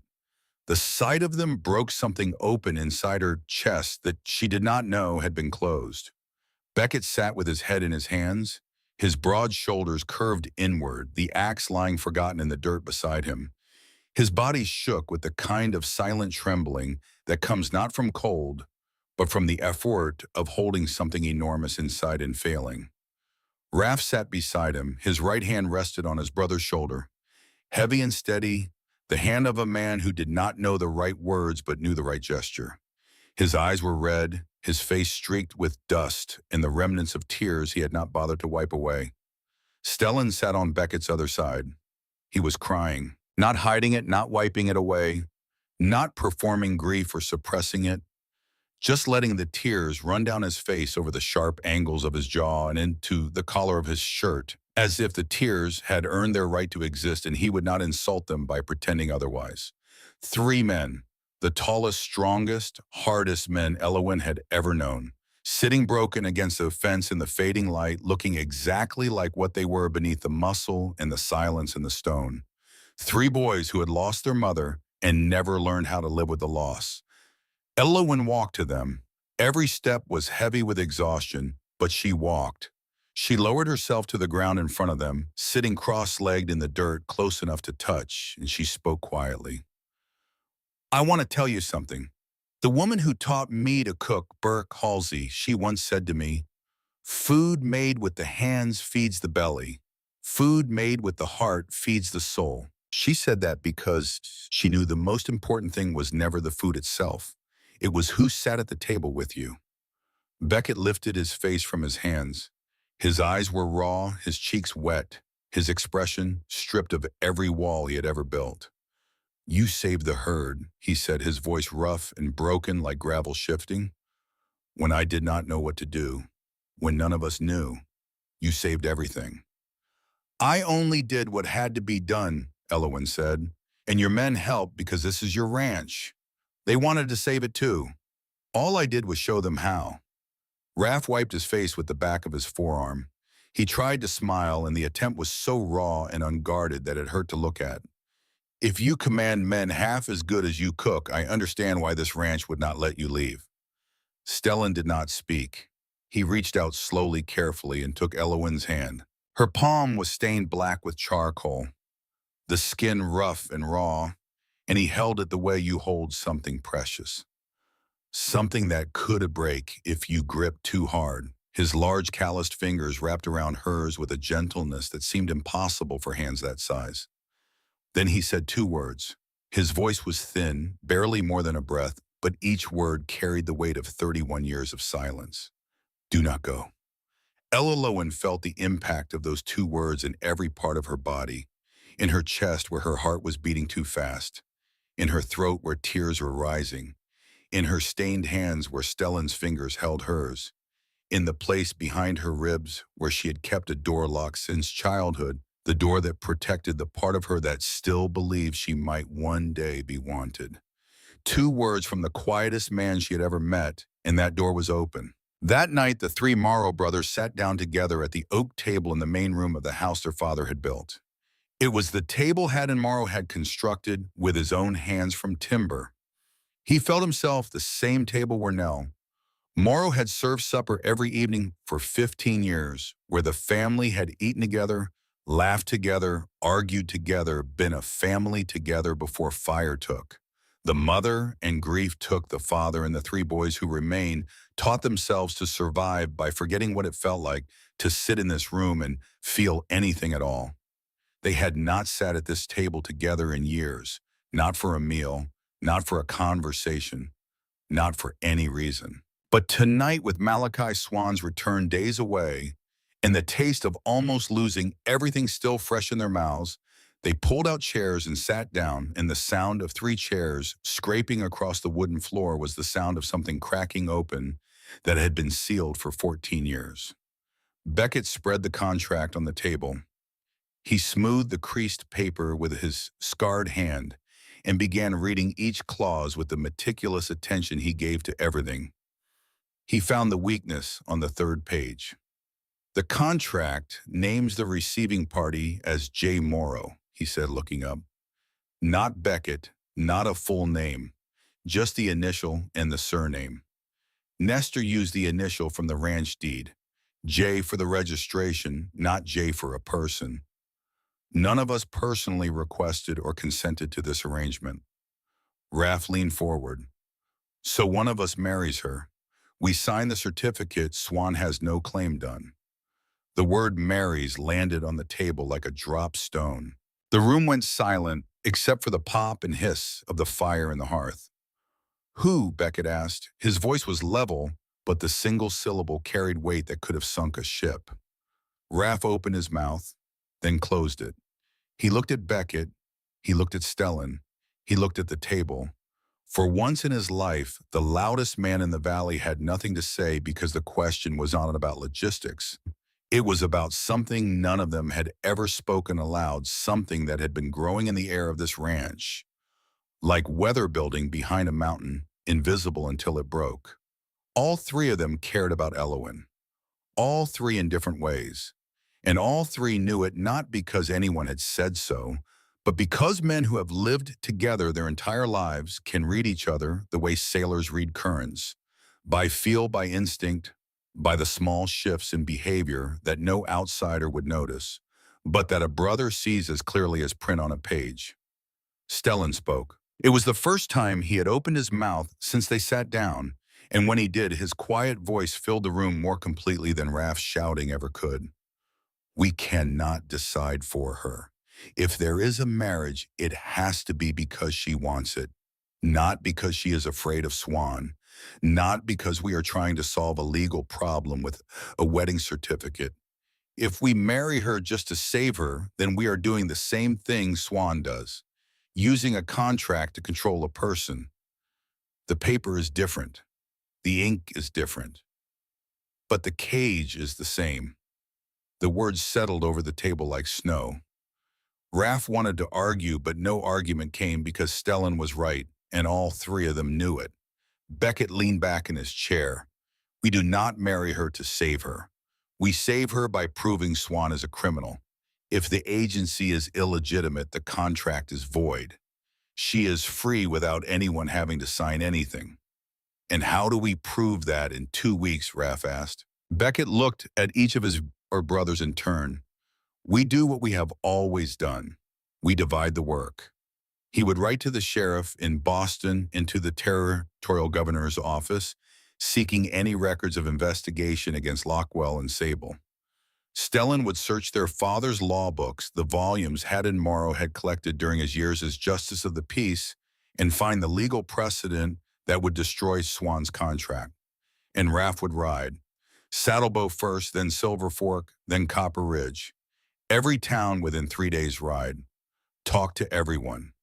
Bartenders, postmasters, shop owners. Find the women. The ones Swan had reclaimed. If they were alive and willing to speak, bring them. Raff stood up so fast his chair scraped backward across the floor. I will leave at first light. For a moment, the three brothers looked at each other across the table where their mother had once served supper, and something passed between them that none of them would ever describe out loud. It was the recognition that they were, for the first time since they rebuilt this ranch, from the ashes of their parents' failure, working together, not for profit, not for survival, but for a person. A woman who had walked through their gate with nothing but a broken pot and a wooden spoon, and had, without asking permission, begun to put back together something they had not even realized was shattered. The next 13 days moved with the relentless pace of a river approaching a waterfall. Beckett wrote letters. He wrote to the Boston Police Department, to the Office of the United States Marshal for the District of Massachusetts, and to the Office of the Territorial Governor in Helena. His handwriting was precise and clear, his language factual and controlled, laying out the circumstances without emotion. He posted the letters with a writer who could reach the telegraph office in 2 days and relay the messages faster than any postal route. Responses came back in fragments over the following week. A telegram from the Boston Sheriff's Office confirmed that Lockwell and Sable was under active investigation for fraud and suspicion of trafficking in persons. A letter from the Territorial Governor's Office stated that 2 formal complaints had been filed in Montana Territory against agents associated with the firm. The pieces were small, but they were real, and Beckett assembled them the way he assembled everything, carefully, methodically, building a case the way he built a barn, one beam at a time. Stellan disappeared into the study. He pulled his father's law books from the shelf volumes that had not been touched since Haddon Morrow died. Their spines stiff, their pages yellowed, their margins filled with Haddon's cramped handwriting. Stellan read for hours each day, cross-referencing statutes, tracing legal precedents, through footnotes and citations, working with the quiet intensity of a man who had finally found a use for the education he had given himself through years of solitary reading. He found what he was looking for in a volume of Montana territorial statutes dated 1871. The statute stated that any commercial contract involving the transfer, reassignment, or forced relocation of a person was null and void under territorial law, regardless of the consenting signatures of the parties involved. The statute had been written to address labor contracts that functioned as bondage in mining camps, but its language was broad enough to encompass any agreement that treated a human being as transferable property. A mail-order bride contract that included a reclamation clause was exactly the kind of agreement the statute was designed to destroy. Stellan copied the relevant passages in his careful handwriting, marking the specific sections and subsections. It was the most he had written in years. It was also the first time he had used his mind as a weapon on someone else's behalf. Raff rode hard. He left before dawn on the first day and did not return for 5 days, covering more ground on horseback than most men would cover in 2 weeks. He was not built for diplomacy. He was built for action, for movement, for the kind of blunt engagement that made people either cooperate or step aside. But underneath the roughness, Raff had something that served him better than charm. He had sincerity. When he walked into a saloon in Silver Fork and asked the bartender if he knew anything about a man named Swan who collected women the way other men collected debts, The bartender could see that Raff was not asking out of curiosity. He was asking because someone he cared about was in danger. In Silver Fork, Raff found Tansy. She was 26 years old, thin and wary, working as a laundress in a boarding house. 2 years earlier, she had been sent west through Lockwell and Sable as a mail-order bride. Her match had fallen through. Malachi had come for her, within the month told her she owed the agency for her passage, and offered her two choices: repay the money or come with him. She could not pay. He took her to a mining camp 40 miles into the mountains where she was put to work under conditions that Raff did not ask her to describe because her face told him everything he needed to know. She had escaped 6 months later by walking out during a snowstorm that she did not expect to survive. She survived anyway because some people are harder to kill than the world expects. Raff asked if she would be willing to tell her story to a judge. Tansy's hands shook. Her eyes went flat with old terror. But she said yes. In Copper Ridge, Raff found Rosabelle. She was 30, with dark circles under her eyes and a scar on her left wrist that she kept covered with a long sleeve even in the warmth of the afternoon. Her story was nearly identical to Tansy's. Different town, different mining camp, same cage, same man holding the key. Raff brought both women back to the ranch. He rode with them, slowly matching his pace to their smaller horses, stopping when they needed to rest, building fires for them at night, and sitting up to keep watch while they slept. He did not tell jokes. He did not posture. He simply kept them safe the way a good man keeps anything he values safe, with attention and patience and the willingness to put himself between the danger and the thing he is protecting. While the brothers worked, Elowen cooked. She did not know the details of their plan, but she saw Beckett writing letters late at night. She saw Stellan carrying armloads of old books from the study, his auburn hair falling across his forehead as he bent over pages that smelled of dust and time. She noticed Raff's absence and felt its shape, the missing sound of his boots, the missing warmth of his voice, and she was surprised by how much the silence bothered her. She cooked for Beckett and put the strongest coffee in his cup because she knew he would be up past midnight. She cooked for Stellan and made his meals lighter, more herbed, because she knew he noticed what others did not. And she wrapped a plate each night and set it in the warming oven in case Raff came back, because she could not bear the thought of him arriving hungry and finding nothing waiting. She was not just cooking to survive anymore. She was cooking to hold something together, to protect the fragile, unnamed thing that had grown between her and these three men, in this ranch, in this kitchen, in this stove where her hands moved with the memory of Burke Halsey's teaching and the desperation of her own need to belong. Then the day arrived. Malachi Swan returned exactly on schedule, his black carriage pulling up to the ranch gate at mid-morning. Bowen Swan sat on the driver's bench, looking considerably less assured than before. And beside the carriage on a gray horse rode Judge Aldous Pemberton, 60 years old, silver-haired, with a face that had been shaped by decades of listening to people lie and the corresponding ability to recognize truth when he heard it. The hearing took place on the front porch of the main house. There was no courtroom, no gallery, no formal procedure, just a porch, a table brought outside for the occasion, and the people whose lives hung in the balance standing in the Montana sun. Malachi presented his case first. He was smooth, practiced. He held up the contract, pointed to the relevant clauses, cited the terms. His voice was calm and measured, the voice of a man who had made this argument before and had always won. Elowen Dunmore had been dispatched as a mail-order bride. No marriage had occurred within the contractually specified period. The agency retained the right to reclaim the bride or demand reimbursement. $47. This was business. This was law. Judge Pemberton listened without expression. When Malachi finished, the judge turned to the other side. Beckett stood first. He held a sheaf of papers in his scarred hand and presented them one by one with the precision of a man laying bricks.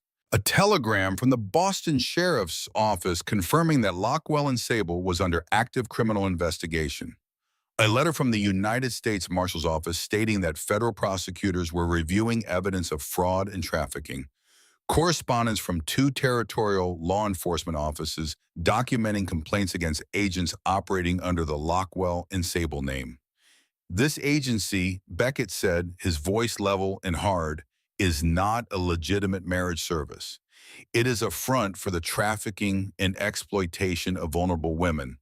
The man standing before you is not a businessman enforcing a contract. He is a criminal using legal language to disguise the buying and selling of human beings. Malachi's face tightened, but he maintained composure. These are allegations, not convictions. My agency operates within the law. Stellan stood. He held a single book, a volume of Montana territorial statutes from 1871, open to a page marked with a strip of leather. He read the relevant passage aloud, his quiet voice carrying across the porch with a clarity that seemed to sharpen every word into a blade. The statute prohibited any commercial contract involving the transfer, reassignment, or forced relocation of a person. This contract, Stellan said, closing the book with a soft, final sound, is not enforceable under Montana law. It was void the moment it was written. Judge Pemberton's eyebrows rose. He took the book from Stellan, read the passage himself, and looked at Malachi with an expression that had shifted from neutral to cold. Raff stood last. He did not hold papers. He did not cite laws. He stepped aside, and two women walked forward from where they had been waiting beside the corral fence. Tansy came first. She was 26 thin, her hands clasped so tightly her knuckles were white. She stood before the judge and told her story in a voice that trembled but did not break. How she had been sent west, how her match failed, how Malachi came for her, how she was taken to a mining camp and forced to work under a condition she would not describe in detail, but that made the judge's jaw tighten and his pen stop moving. How she escaped during a blizzard she did not expect to survive. Rosabelle followed, 30 years old, quiet, steady. Her story was the same architecture built on different details. Different town, different camp, same cage, same man holding the key. Then Beckett presented the final evidence. The boot prints matching Bowen Swan City shoes found at the poison salt lick. The sample of arsenic recovered from the contaminated block. The purchase record from the general store in Saddlebow confirming that Bowen Swan had bought a large quantity of rat poison 3 days before the cattle fell sick. Bowen Swan did not merely scout this ranch, Beckett said. He poisoned 25 head of our cattle in an attempt to create financial pressure before this hearing. 3 animals died. The rest survived only because of the efforts of Miss Dunmore, who spent an entire night treating them with her own hands. This is not a legitimate business dispute. This is extortion backed by sabotage. Judge Pemberton turned to Malachi. The judge's face was no longer neutral. It was granite. Mr. Swan, I have heard sufficient evidence to detain you pending a formal investigation. This contract is void under territorial statute. You will surrender all documents related to the Lockwell and Sable agency to my office. You will not leave this county until I authorize your departure. And if the investigation confirms what these women have described, you will face criminal charges that carry penalties significantly more severe than the loss of a $47 travel fee. Furthermore, your nephew Bowen Swan will be charged separately with the willful destruction of property and the poisoning of livestock. Malachi's composure cracked. The smooth voice faltered. He began to argue to invoke rights and precedents, but his words came out thin and reedy, stripped of the authority they had carried an hour earlier. Bowen did not even try to speak. He stood up from the carriage bench and began walking quickly toward the road as if distance from his uncle might save him. He made it 15 steps before Raff appeared in his path.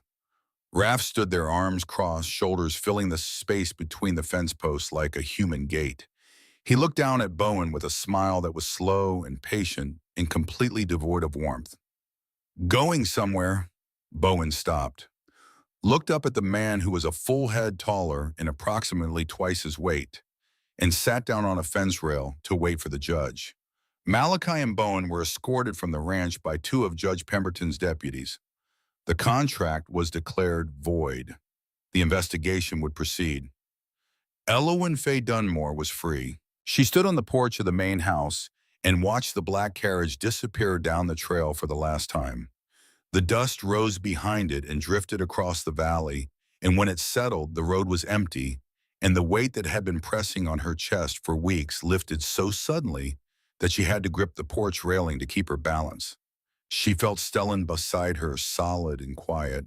She felt Beckett on her other side, his presence steady as bedrock. She heard Raph crack his knuckles behind her and mutter something about Malachi's carriage being an eyesore on the landscape. No one spoke. They did not need to. They stood together on the porch that Haddon Morrow had built, and Nell Morrow had swept, and the three brothers had maintained, but never truly lived on. And for the first time, the porch felt like what it was supposed to be, a place to stand and look out at the world and know that you had a right to be there. That evening after supper was served, and the dishes were washed, and the kitchen was clean, and the ranch had settled into the deep quiet of a Montana night, Elowyn sat on the back steps of the bunkhouse and looked up at the stars. She heard footsteps. Not one pair. Three. Beckett sat down on her right. His weight made the step creak, and he settled with the slow deliberation of a man who was not accustomed to sitting beside anyone. His scarred hand rested on his knee, and in the starlight the ridges of damaged skin looked almost silver. Raph sat on her left. He sat the way he did everything, with more force than necessary, his long legs stretching out in front of him, his shoulder almost touching hers. He smelled like horse sweat and wood smoke, and the particular kind of exhaustion that comes from doing something good. Stellan lowered himself onto the step below them, his back against the porch post, his face turned toward the valley where the dark shapes of mountains rose against the stars. He pulled his harmonica from his shirt pocket, but did not play. He just held it, turning it slowly in his fingers. They sat in silence for a long time. It was not the silence of people who had nothing to say. It was the silence of people who had so much to say that words seemed inadequate, and so they chose instead to sit together and let the night say it for them. Beckett spoke first. His voice was softer than Elowyn had ever heard it, softer than she would have believed possible from a man whose voice could stop a room. When you came to the gate of this ranch and said you were not worth much, you were wrong. Raph nodded beside her. Wrong. Completely, entirely, absolutely wrong. Stellan's voice drifted up from below them, carried on the night air like the melody of a song played at a great distance. You are worth more than you know, more than anything this ranch has ever held. Elowyn felt tears rise, but they were not the tears she had cried on the trail, not the tears she had wept in the kitchen the night Beckett said he needed her. These were different. These were the tears of a knot untying, of a door opening, of 22 years of loneliness lifting off her shoulders like a coat she had been wearing so long she had forgotten it was there. Beckett continued each word placed with the care of a man building something he wanted to last. You did not just feed my brothers and me. You brought something back to this ranch that I believed was gone forever. Gone the night my mother died. Gone the night my father gave up. I thought it was dead and buried, and that the only thing left to do was keep working until I died too. And then you walked through the gate with a cracked pot and told me you could cook. He paused. The stars turned slowly above them. I do not want you here for 1 week or 1 season. I want you to stay. This ranch can be your home if you want it to be. Raph spoke, and his voice carried the rough, unpolished honesty that was the best thing about him. We are not perfect. I have a temper that scares me sometimes. Beckett is stubborn enough to argue with a mountain. Stellan talks so little I sometimes forget what his voice sounds like. But we will not let anyone hurt you, not Swan, not anyone. That is a promise from all three of us, and we do not break promises. Stellan turned to look at Elowyn. His amber eyes, the same shade as his brother's, but deeper, quieter, holding pools of feeling that most people never got close enough to see met hers in the darkness. He did not make a speech. He did not offer promises or declarations. He simply held up his hand open, waiting. Elowen did not answer with words. She reached out and touched Beckett's hand, the scarred one, and felt the ridges of old burns beneath her fingers, warm alive proof of a man who had once run into a fire for someone he loved.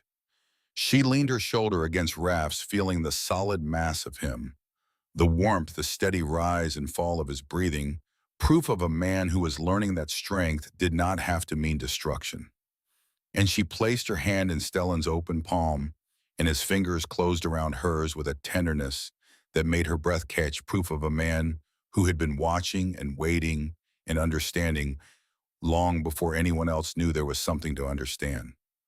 4 people, all of them broken by the world in different ways, all of them convinced at one time or another that they would spend their lives alone, sitting together on a porch step in the Montana darkness under a sky so full of stars it looked like the universe was trying to tell them something. And Elowen understood the truth that had been following her since the day Burke Halsey died and left her with nothing but a skillet, a pot, and a spoon. She was not worthless. She had never been worthless. She had simply been waiting for the right place in the right moment and the right people to prove it. The place was here. The moment was now, and the people, 3 mountain men with scarred hands and wounded hearts and the stubborn, silent, furious capacity for love that only the truly broken ever develop, they were her family. Not by blood, not by contract, not by any legal or social arrangement that the world would recognize, but by choice. By the daily act of sitting down at the same table and sharing food made with a urn, eaten with gratitude and seasoned with the slow, difficult, irreplaceable work of learning to trust another human being. The next morning, Elowen woke before the sun. She dressed in the dark, splashed cold water on her face, pulled her hair back, and walked to the kitchen with the unhurried step of a woman who knew exactly where she was going.